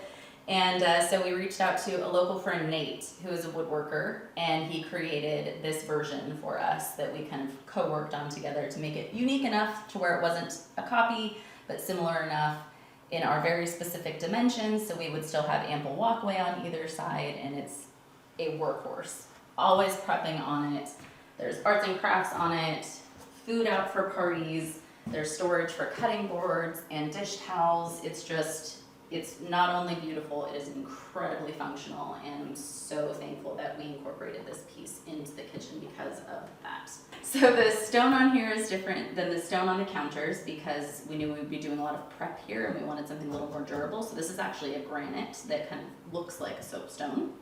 And these are marble because I just really, really wanted marble even though they're high maintenance. And I gotta say, no regrets. I mean, even though there does get little dings or little stains, it just really adds to the charm of the natural stone, and it doesn't make it less beautiful. It's just unique and special, and I have absolutely zero regrets about going with the natural stone on the counters. But it's probably easy to say because I have a space that I can spill lime juice and red wine, and it's not a problem. But still, no regrets.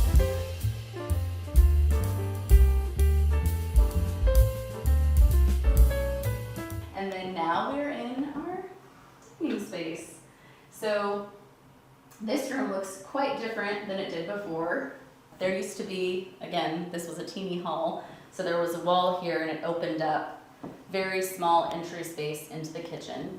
And then this was the long, narrow dining space that seemed, the scale of it hasn't changed, but it just felt so disproportionate because the kitchen ended about here in the renovation. And so that felt really tight in a little walkway, and then this felt really vast. During the renovations, we gutted everything to the studs again, and in doing so, we found that the prior owner at some point built a wall on top of a wall. So instead of dealing with the crumbling plaster, they just built another wall on top of that wall, so they didn't have to deal with the crumbling plaster, and it was taking about 6 to 8 inches of room away because of the framework. And so we took that down, took the crumbling plaster down, and found the backside of the other fireplace, which is what this brick is. And we brought someone out to see if we could make it a dual-sided fireplace or what we could do there, but because of the age of the chimney and the age of the brick, making this operable on the side wasn't an option. But I decided, that's fine, let's just build a faux fireplace. Let's utilize the brick that we found and build this hearth and just make it kind of a sweet element in the room, even if it can't be functional. So this was just solid wall, and then over here, it was a built-in cabinet that was added in probably the 50s, just based on the style of the wood, the cabinetry, the handles, and all of that. We decided, because we were putting this large hutch in the space, to utilize it a different way, which is why we did this, had this fun wallpaper added for some color and interest, and then just created this cute little desk area. Again, I love color and pattern, so I liked to play with that here since this space is more neutral. Then these were, goes out into our backyard. These were vinyl sliders. They were very, very wide. They were about 10 feet wide, but very short. And so we made them more narrow and took height up and added these oak French doors to mirror the look of the windows in the kitchen, to mirror the wood tones that we've used on the kitchen, towers and island, and just to give this area a lot more character than just a vinyl sliding door. So I love these. I think they're such a statement, and cannot wait until we can get our hands on the backyard and have these open all the time. Over here is a hutch that we added. There was nothing on this wall. It was just a blank wall, so we decided to utilize it for extra spillover kitchen storage. That was the plan, but what has happened is all of these drawers are filled with craft supplies for my children, which is fantastic because those needed storage too. So this has ultimately become a place where we can set out food and drinks and things like that when we're entertaining, but it is toy and craft storage for our kids the rest of the time. And then we added these shelves in here with these corbels just to give it a little bit of charm along with the beadboard, because again, the goal is to make it feel like it could have been here, or at least is meant to be in a home of this age. So again, mixing old and new is the theme, and this is over 100 years old, this table. I actually saw it on Craigslist, and it was listed for much more than I could afford to spend. We've had this for years. And I wrote a message to the lady and was like, I want to make you this offer. I don't want to insult you, but this is all I can afford. And she actually called and said, I would be happy to sell it to you and your family, but a consignment shop actually just picked it up this morning. You'll have to get there, said pick it up within the hour if you want it. So we stopped what we were doing and went to the consignment shop and bought it from them. They didn't seem pleased because I think we got it for a price that was less than probably what it's worth, but we love it because it shows so much wear and tear. There's so much patina on it. There are burns and stains, and we have no fear about painting on the table, arts and crafts, Play-Doh, spills, because that's just what makes it beautiful and charming, is all of the imperfections of it. So it's not quite large enough for this space, if I'm being totally honest, but I love it too much to part with it. So with it, we just have these cute little round back cane chairs, and then this vintage bench that I found at an antiques store. My kids love to sit there. They love to sit on the bench. That's their favorite. So I love it. It's just a collection of pieces that may or may not work perfectly together, but kind of tell a story. The light fixture over the table is actually also part of the collection that I launched. This is the linear chandelier from the Kismet collection with Maxim. We had a standard round 5-light chandelier here, but decided because it is kind of a long, narrow space with a long, narrow table, this would be ideal. And I feel like it looks so cool. It's interesting. It's a little bit more modern. So I do like that juxtaposition with the much more traditional space.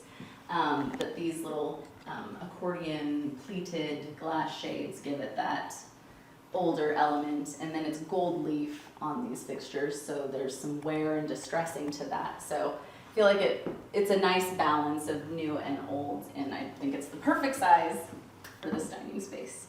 So when I had the opportunity to create a lighting line, they offered for me to just kind of be what they call a tastemaker, where you go through the collections that they're either launching or have already launched and kind of put your stamp of approval on them.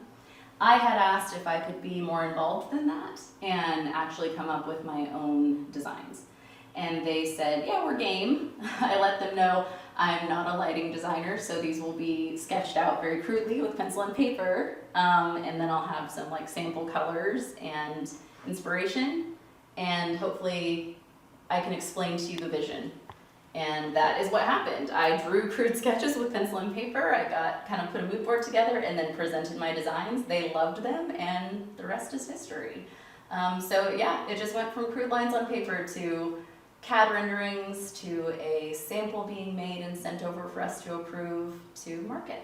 They just launched we went to market in January, and they just became available like 2 months ago. So it's all still very new and very cool and very exciting. I saw someone reshared a picture of our kitchen, and someone in the comments who doesn't follow us was like, oh my gosh, those are my lights. And I was like, oh, someone has my lights in their house. It's just such a cool thing to experience. So it's pretty neat and surreal, but I'm very proud of them. So when it comes to my home, where I find inspiration, really everywhere. I love old things. I love finding antiques. As far as inspiration for a particular room, I usually find a piece of art or a rug or a textile that I love and kind of build off of that palette. But as far as inspiration goes, there's lots of incredible designers that I'm inspired by. I love a Nancy Meyers movie set. I think the thing that's so amazing about her movie sets is they feel very, very, very lived in, and you believe the family in that movie actually lives in that home. And so I'm just inspired by things that feel warm and cozy, and I grew up in a home that was very much that. My mom was very into design herself, and lots of color, lots of pattern, 6 kids running around, so lots of function, lots of comfort, but really beautiful and welcoming. And so that's really where I pull from. All right, now let's head upstairs and I'll show you the rest of the house.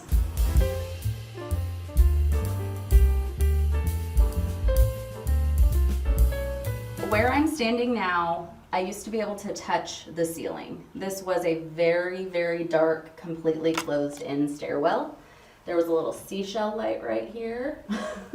And then when we got to here, there was this teeny narrow doorway that if I was standing on the landing right now, I'd be touching the top of it. Just really dark and congested. So what we did was we knocked that all down and put this banister here and opened up the space. It is a quirky hall, very low ceilings, no windows because of the construction of the home. It's like a hipped roof. There's beams running across so the ceiling can't go up here. But having that closed off like it was just made it feel so dark and tiny. It felt like a dollhouse almost. It felt very disproportionate. So opening that up was a game changer. And then these are the original doors that were covered in layers and layers and layers of paint that we recently stripped and stained this beautiful wood tone and added this hardware that looks vintage, but the original hardware unfortunately was lost at some point and there was very 90s hardware on it. So we found these pieces online and added those to the doors. But I just think they're so sweet and charming and really love this hallway now. And it was something that deterred buyers from the home because it felt so dark and congested.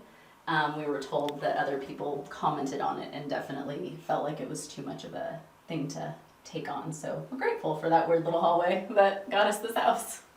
And then the last space I'll show you up here is our primary bedroom. On Cribs that they say it's where the magic happens, right? We'll go here.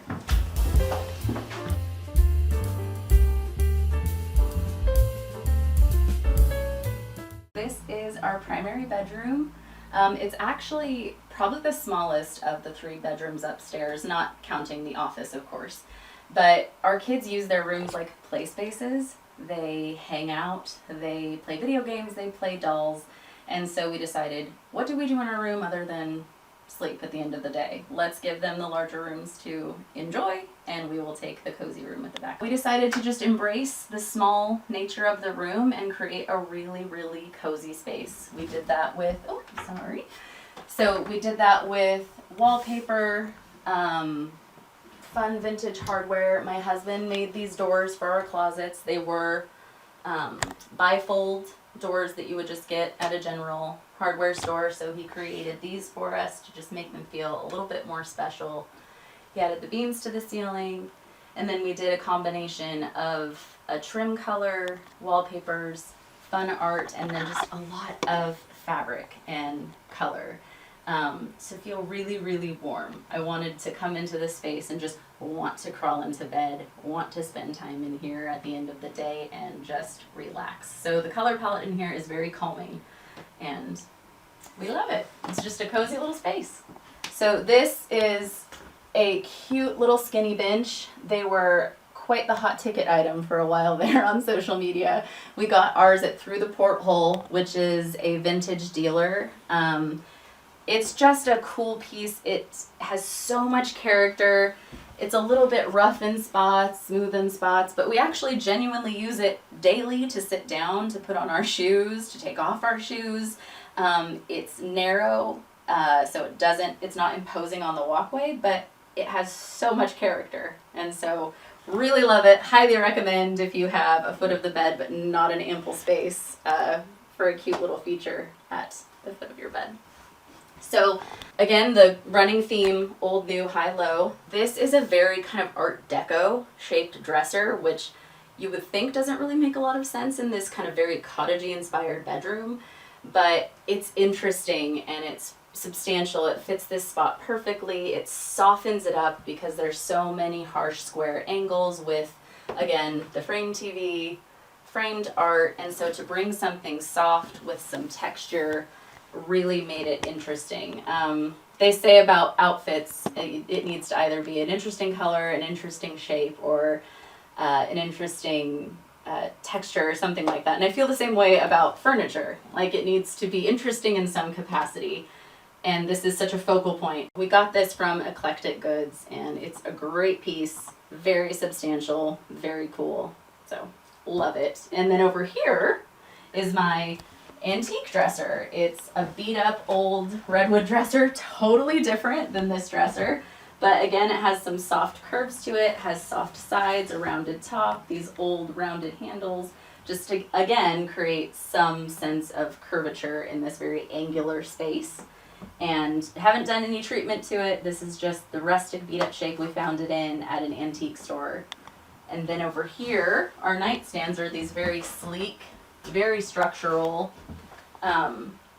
piece that really complement the dresser, but in a funky way. Like, I feel like they complement because they're both black, and they also complement because they feel a bit more modern. But these, there's almost like what did I tell my husband? They reminded me of like Beauty and the Beast when the furniture comes to life and it grows legs. And I thought it was so funky and fun, and I really liked that about it.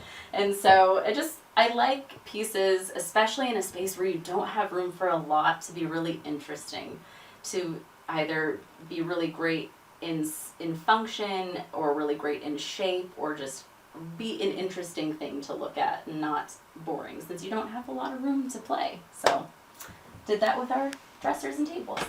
Because of the scale, it's this was kind of cut in prior by the other owner, and there was already electrical here, and so we knew we were going to make this little TV nook because we have a king size bed. A queen would fit in here, but a king would not. And so we knew this is where the TV nook dresser thing was going to be, so I went on a hunt for a dresser that would be like the perfect scale for this spot.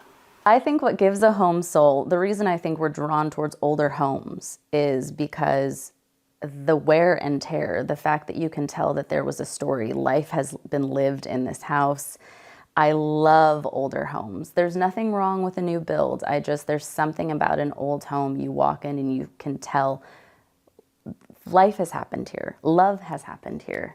And I think the way that you like genuinely live in your home and invite people into your spaces and make them comfortable and colorful and cozy is what gives a home soul, just the life that's lived in them. What does home mean to me? It really is not about the four walls and the roof. It is essentially kind of mirroring what I had just said about what gives it soul. It's the people that you're living your life with in it. Home is my family. Home is a place where we can feel safe and comfortable, that no matter how amazing of a trip you were just on, it feels good to come back to your home. It feels like a hug. And investing in your home and the pieces that you bring into it to make sure it's kind of your favorite place to be is what makes home. I've always said we're not forever home people. We're maybe forever town people, but we're where our family is going to thrive people, where our life is going to be lived to the fullest. And the home is a reflection of that life that we're living, but it's not about the house. It's about the people and the life you're sharing in that house.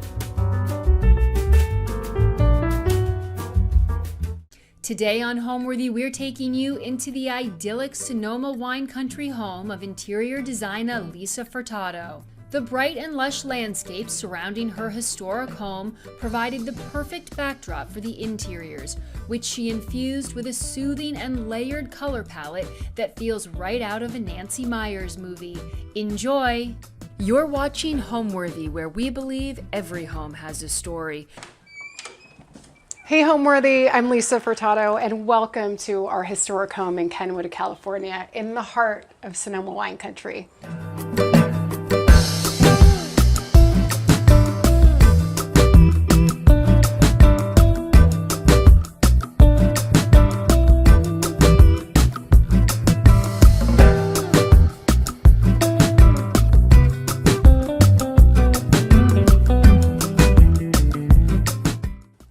So the living room is the first room that you walk into from the porch. So there's no real entryway in this house. So we wanted to create sort of some sense of transition and entry. So we did a row of hooks here. We have this antique bench here just to throw things on. But in general, you'll just walk in straight into the living room.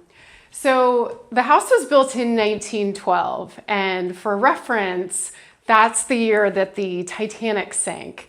And for baseball fans, that is the year Fenway Park was built. It was a couple years before World War I, and it was also the time of the arts and crafts movement.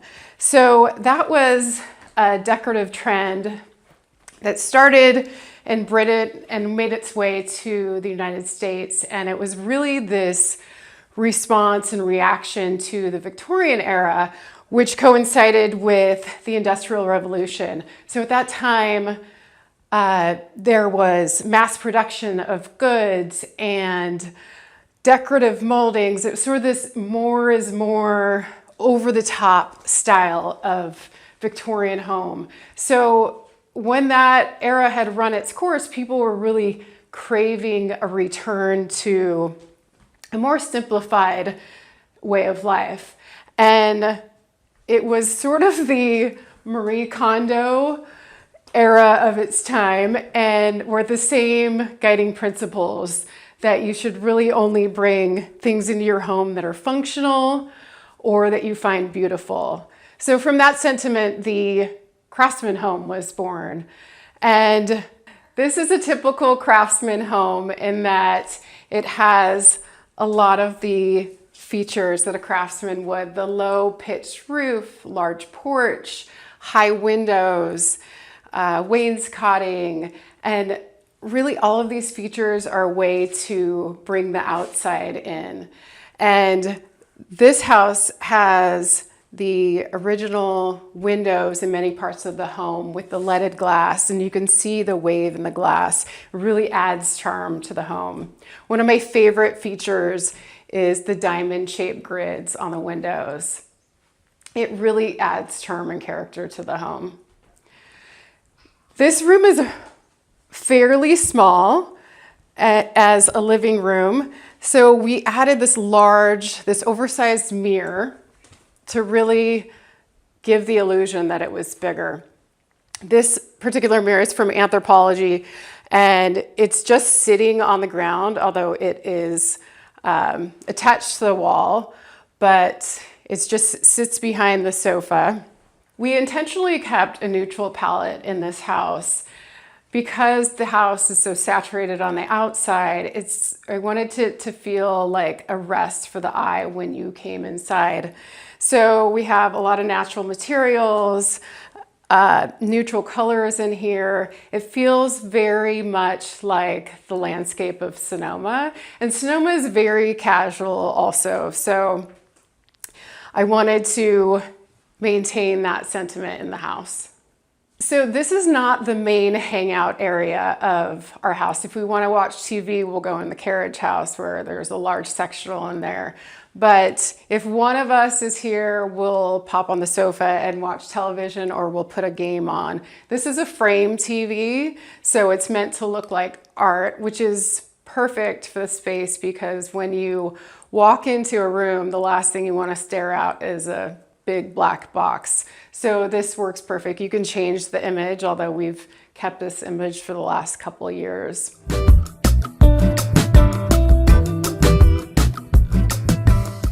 Now I'll take you into the kitchen. So one of the first places during the open house that I went to was straight to this window seat. And I sat here and looked outside and really envisioned what the house could be. People that have been to the house have said that the house has great energy. And it's really the feeling that I got from the first time that I walked through the door. And it's hard to explain, but it's sort of like the feeling that the house had a peaceful soul and a happy past, And knowing that the original owner was a female poet and her sister was a established watercolorist, I feel like this house really has some great, strong female creative energy. And I've always felt this sense of stewardship to not only honor the history of the house, but to maintain its beauty and to bring it to its full potential. One of my favorite features of this house is the tall windows here. Now, before we moved in, it was just all sprawling lawn, which was fantastic, but we knew that we'd eventually put a pool in. And this is great because I can be in the kitchen and peek out the windows and see the kids playing in the pool. Another feature I love is this butcher block top on the island. And it's a white kitchen, but the butcher block top really gives a sense of contrast and really breaks up the space and gives it depth and dimension.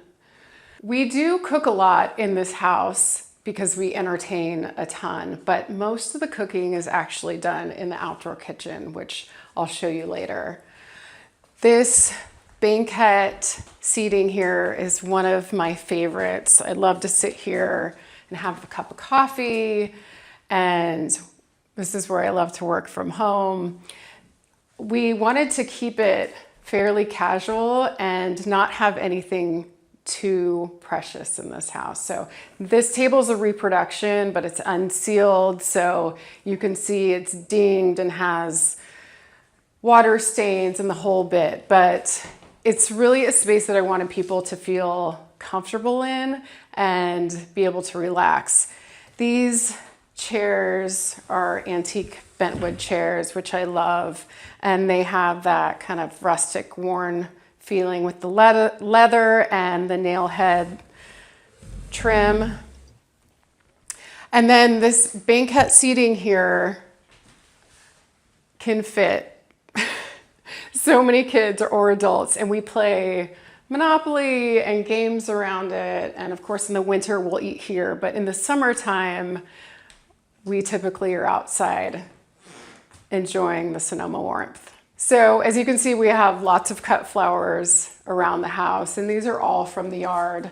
And depending on the season, I'll cut flowers and bring them in. But these hydrangea I cut in the fall and dried, and they dry really well and preserve really well. So this is a picture here of the couple that built the home. Their names were Ned and Nell Wilson, and they owned the Kenwood Mercantile, which was across from the train station in Kenwood, and that was really the hub of Kenwood at the time. Nell was a well-known poet and published poet, and she was friends with novelist Jack London, who wrote, as you may know, The Call of the Wild and The Valley of the Moon. So Jack London and his wife Charmaine were storied to have come to the house many times. And I know this because the previous owners, who took wonderful care of the house and they made some beautiful upgrades, they also did a historical report on the house. And I also know this because last year, a man knocked on the door and told us that his mom was born in the front room over here. His grandparents were Ned and Nell Wilson, who built the house. And so, of course, we were excited to talk to him, and he was excited to tour the house, and we showed him around, and he showed us where he'd play outside as a kid. And he came back with 2 huge boxes of photo albums. And we spent hours going through these black and white original photos of his grandparents and his parents. and people in front of the house and around the house. And it was so cool to see the house in its original state.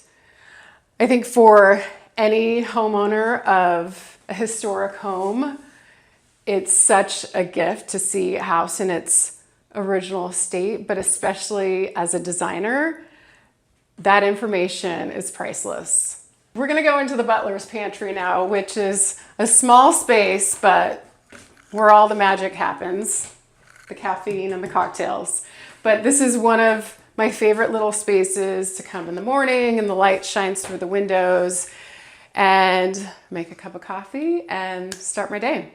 Let me bring you in this way and show you this little, we call it the French bathroom, but it's just this little closet bathroom that it has high ceilings, so there was enough space for cabinetry and a light and a tiny little French faucet and sink there. But that's useful for a guest to have.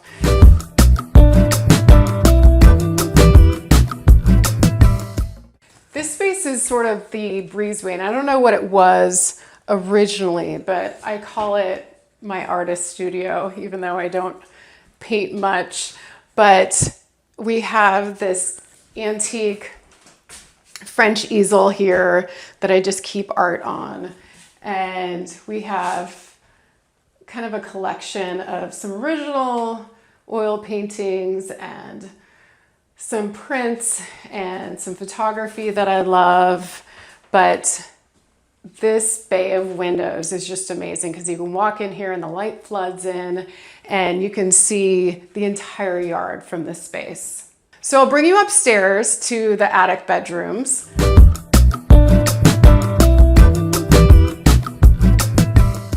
So in the attic bedrooms, we kept the original floors, which are over 100 years old.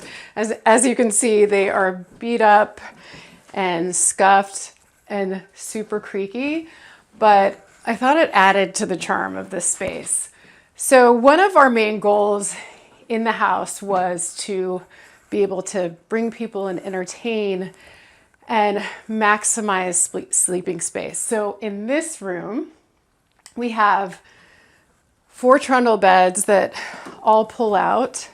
So we can really sleep 8 kids or adults. We've had some adult slumber parties in this room. Can sleep 8 people in this space. I knew I wanted to do something graphic and fun in this space. So we took the wallpaper all the way around. And this antique rug I had held on to for literally years and didn't have a place for it. And as soon as we put this room together, I thought this is going to be perfect in here. So I love the coordination with the rug and the wallpaper, and love these woven hanging pendants here on each side of the bed. They have little on and off switches that the kids can switch them on when they're reading or playing a game. So we brought the wallpaper all the way around the room, but left this wall out. And the reason for that is because eventually I'd like to put a bathroom up here. A lot of these older homes, the attic spaces didn't have plumbing on the second level. So this is really a space where the kids have a blast having slumber parties and bringing lots of friends. But it would be really nice if there was at least a sink and a toilet in here so they could have their own bathroom up here and not have to go downstairs in the middle of the night.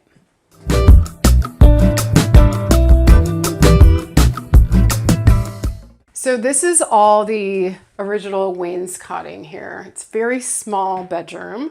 The mirrors on the closet really do help to visually expand the space. So I wanted to do a gallery wall that sort of drew your eye up. So this is a collection of a few original pieces. A piece that I got at Goodwill. This is actually one of my favorite oil paintings. It has a sort of dark, moody vibe. And one of these is actually a piece that was done by my daughter, who was 7 at the time. That one up there.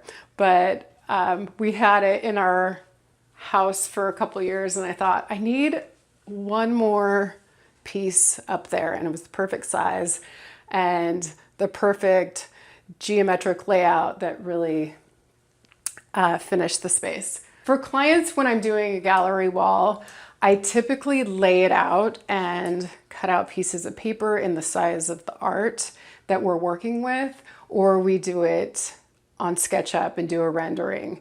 When it's my own house, it's an evolution of putting things up and down and around and just working it until it gets right. When you're in your own house, you kind of have the luxury of time. So this collection really is just that. So trial and error and lots of nail holes. Not anything that I would do in a client's house, but in my own space, it worked. So the chandelier is one of my favorites that I've used in projects before, and it's from Made Goods. It's made of these tiny little beads and sort of has this fabric-like lightness to it. The windows are original with this diamond grid, and all of the hardware looks to be original as well. And some of it's in sort of a precarious situation here. And to open these, some of them you kind of have to give a nudge to, but it is really the most charming thing about this house, these original windows. And I love waking up in the morning and seeing the view through those grids. It just really adds character and charm to the home. We don't have window coverings on the windows because I just did not want to cover anything up, and there's just not a whole lot of space to work with on the molding flanking the windows, so we just kept it open. So we're going old school, just going to sleep in the dark and waking to the sunrise. These pieces here were sort of in the process of the gallery wall, and I had these sitting here for a while, and I really love these particular pieces. They just didn't work in the gallery wall, but now I keep them here because it just seems like sort of this romantic thing to just have your art on the floor ready to be hung at any moment. So this house had these openings here, and I am not quite sure what they were for, and I didn't know what to put in there. And then I found these antique pieces of luggage, and they fit perfectly and sort of went with the style of the room. The house was built in 1912, the year the Titanic sank, so this is sort of a nod to the Titanic. I don't know if that's creepy or cool, but going with it.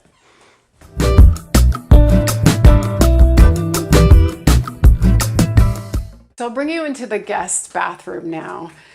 So this bathroom looked very different, although I really wanted to keep the original clawfoot tub. It's not the most functional, but it's so beautiful. We painted the base the same color as the wainscoting that we painted. It's this dark charcoal gray. And we refinished the inside of the tub so it looks as good as new.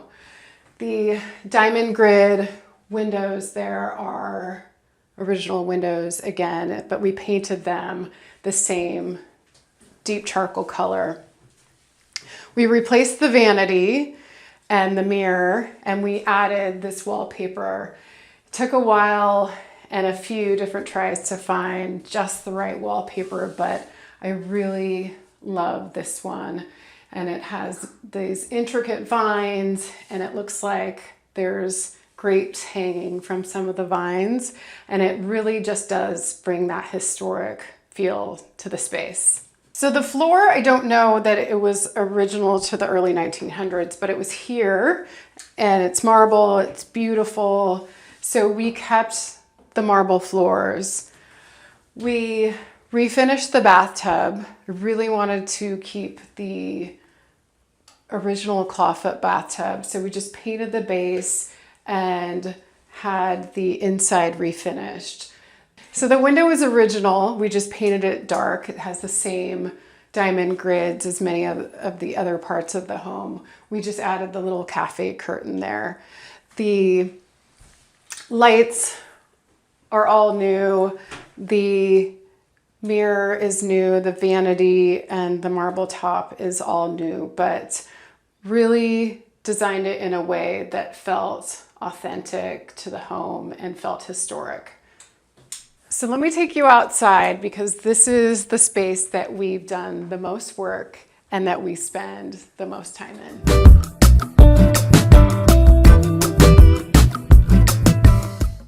So the backyard is where we spend most of our time, and it looked very different than it does today. Although there are some original features out here. The tank house is one of them. And in Sonoma County, you'll find lots of these tank houses. If you pay attention, they are like relics in Sonoma. And we have the original well here. The tank houses, before modern plumbing and electricity, they would use windmills to pump the water from the well up to a tank and use gravity to push it down to the pipes. One of the main draws of this piece of property was the large, expansive lawn. But we knew with the warmth in Sonoma that we eventually wanted to put in a pool. We were a little concerned that we were going to eat up the space of the lawn, but as you can see, we still have a ton of lawn space.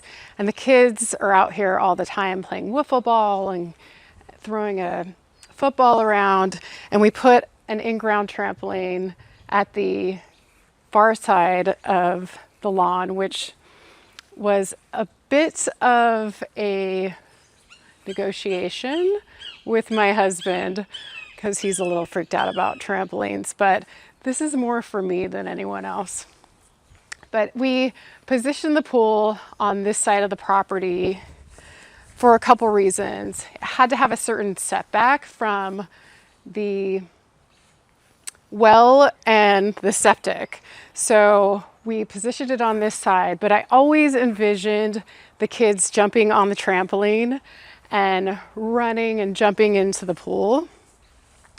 We also built this arbor above the fence, and I had another vision of this arbor full of pink roses that would frame the pool. And in the spring, it's done just that. It's so beautiful to see those roses pop and just create this frame on the pool. They only last 3 or 4 weeks, but those few weeks are glorious. This is a place that we entertain a ton, and when we designed the space, we had that in mind. So we sort of have these zones on the property, one of them being the pool space and the sectional over in the corner, the seating by the pool. We have the table and umbrella here, the fire pit with the chairs surrounding it. We have a dining table there, the long antique dining table with the hanging pendants above the tree. And we also have cornhole and ping pong over on this side of the house, and the Carriage house, which I'll show you next. The outdoor kitchen is one of my favorite spaces, and it probably took the longest to design. My husband really wanted a all-encompassing kitchen where he could do all the cooking and not have to go inside to the kitchen. And there's quite a bit of distance between the outdoor kitchen and the indoor kitchen. So we really did maximize the outdoor space with all of the appliances that you would need to cook a full meal. We have, starting in this corner, a beer tap. We have refrigeration here, a freezer, storage, spices, of course, a barbecue. We have a side burner here, beverage center, ice maker, trash, sink, dishwasher. A lot of people asked us why we would put wood cabinetry in this kitchen, but it's actually stainless steel. So it's super durable. The cabinets are by Brown Jordan in partnership with Danvers. And I wanted to create this sense of connection with the house and sort of this cottage style of cabinetry, which you don't typically see in an outdoor kitchen.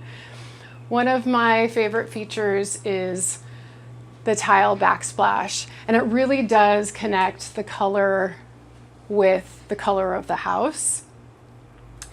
The countertops are porcelain made to look like poured concrete. And poured concrete, I love the look of it, but it's very porous, and even if you seal it, you're still gonna get the watermarks eventually. And the porcelain, once it's installed, is very durable. It's a little tricky. You'll have to find a knowledgeable fabricator to do the install, but once it's here, it's pretty much bulletproof. We installed the television in the direction of the pool because I had envisioned the kids and adults watching TV and games from the hot tub and from the bar stools and from the lounge chairs. So we really do utilize the television out here mainly for football and baseball games, but occasionally we'll do an outdoor movie out here, so it's really fun. The fire pit is a space that we spend a lot of time into the night, and we'll sit around here, have great conversation. The kids will often play guitar, and even if there's no one sitting around the fire pit, we'll turn it on because it really is a nice ambiance to be able to sit in the hot tub and see that glow of a fire.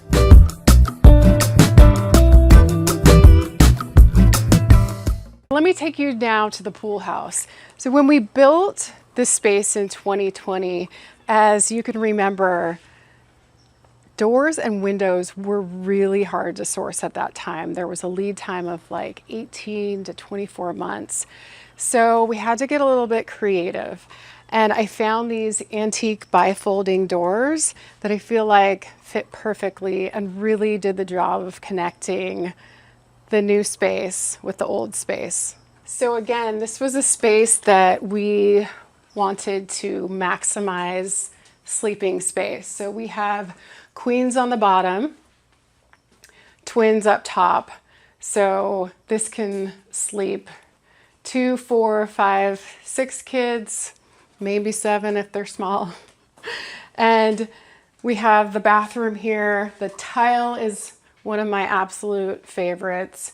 It's this glass and marble mosaic, and it really does just speak pool house.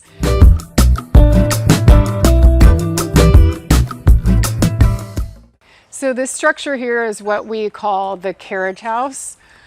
I don't know what it was originally, or if it was original. I'm assuming not because it has a foundation.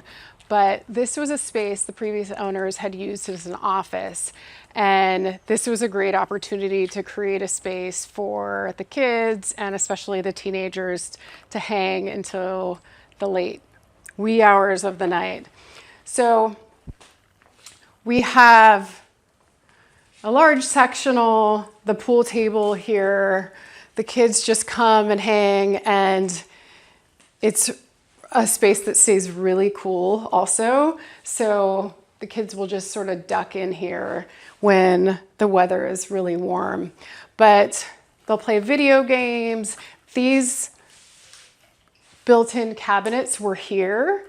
I think the previous owners put them in.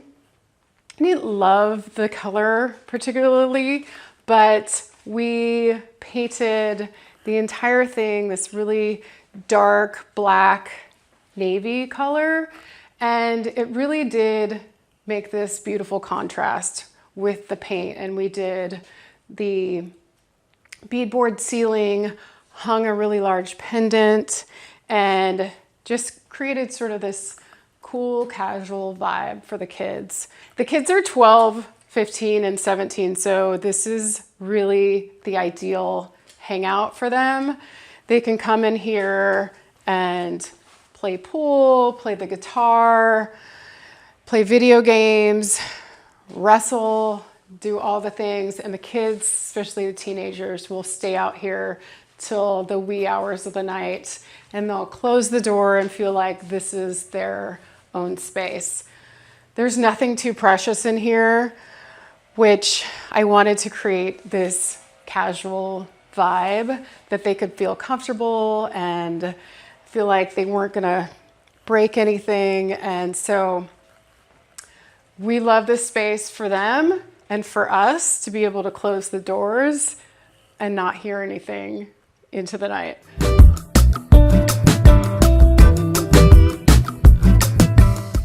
This is the room above the tank house, and in my opinion, it's the best bed in the house. You really feel like you are in a treehouse when you're up here. It has this beautiful view of the pool. You feel like you're in the trees looking out these windows here. It's, again, very casual. The bedding doesn't match, but I did want to keep it that cool, casual Sonoma vibe up here. This was actually my daughter's Zoom classroom when the schools were closed down. We Zoom schooled from this house, and she set up shop here, and this was her classroom. This floor lamp was one that I picked up from an antique store. I love the intricacies of the iron. This oil painting here also, I picked up at the same antique store at the same time, and I just love the way the colors play with the rest of the room. The rug is another antique, and it fit perfectly between the beds. And again, we use this space to maximize sleeping space. So we have the two beds here and also one mattress underneath that bed there that we can pull out. So 3 kids can sleep up here. You may be wondering what's at the bottom of the tower. It's just a little shed and storage for garden materials and the like. I won't show you inside because I've made quite a mess of it. Let me show you one more thing out here. It's the outdoor shower. In the summertime, people will come out here and actually prefer the outdoor shower to the indoor shower. This outdoor faucet is one that I actually found on Amazon. It was the end of the project, ran out of money, and I thought I'd just get this as a temporary fixture. And it has turned out to be one of the best plumbing fixtures in the house. It has a few different settings. The shower, the handheld, you can wash your feet. And there's also a light here, so people can come around the back, switch the light on, and take an outdoor shower under the stars.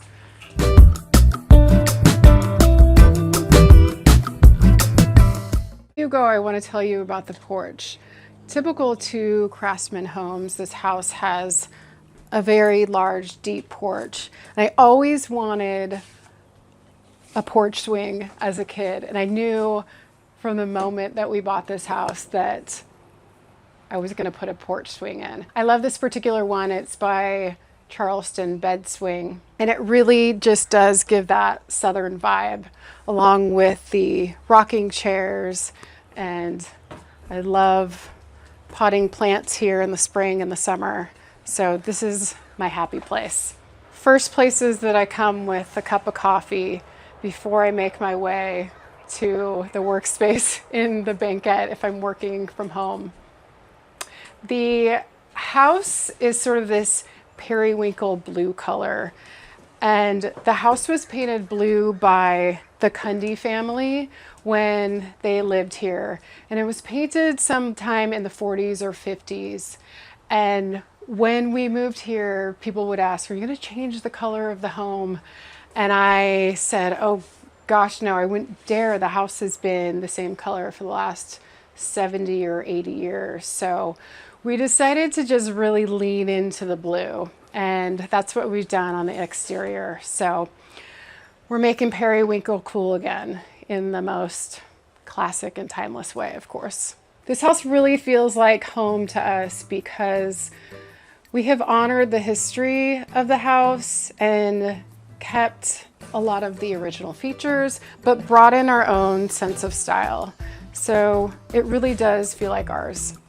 Thanks for watching. Be sure to go to homeworthy.com for exclusive content, shopping guides, and so much more.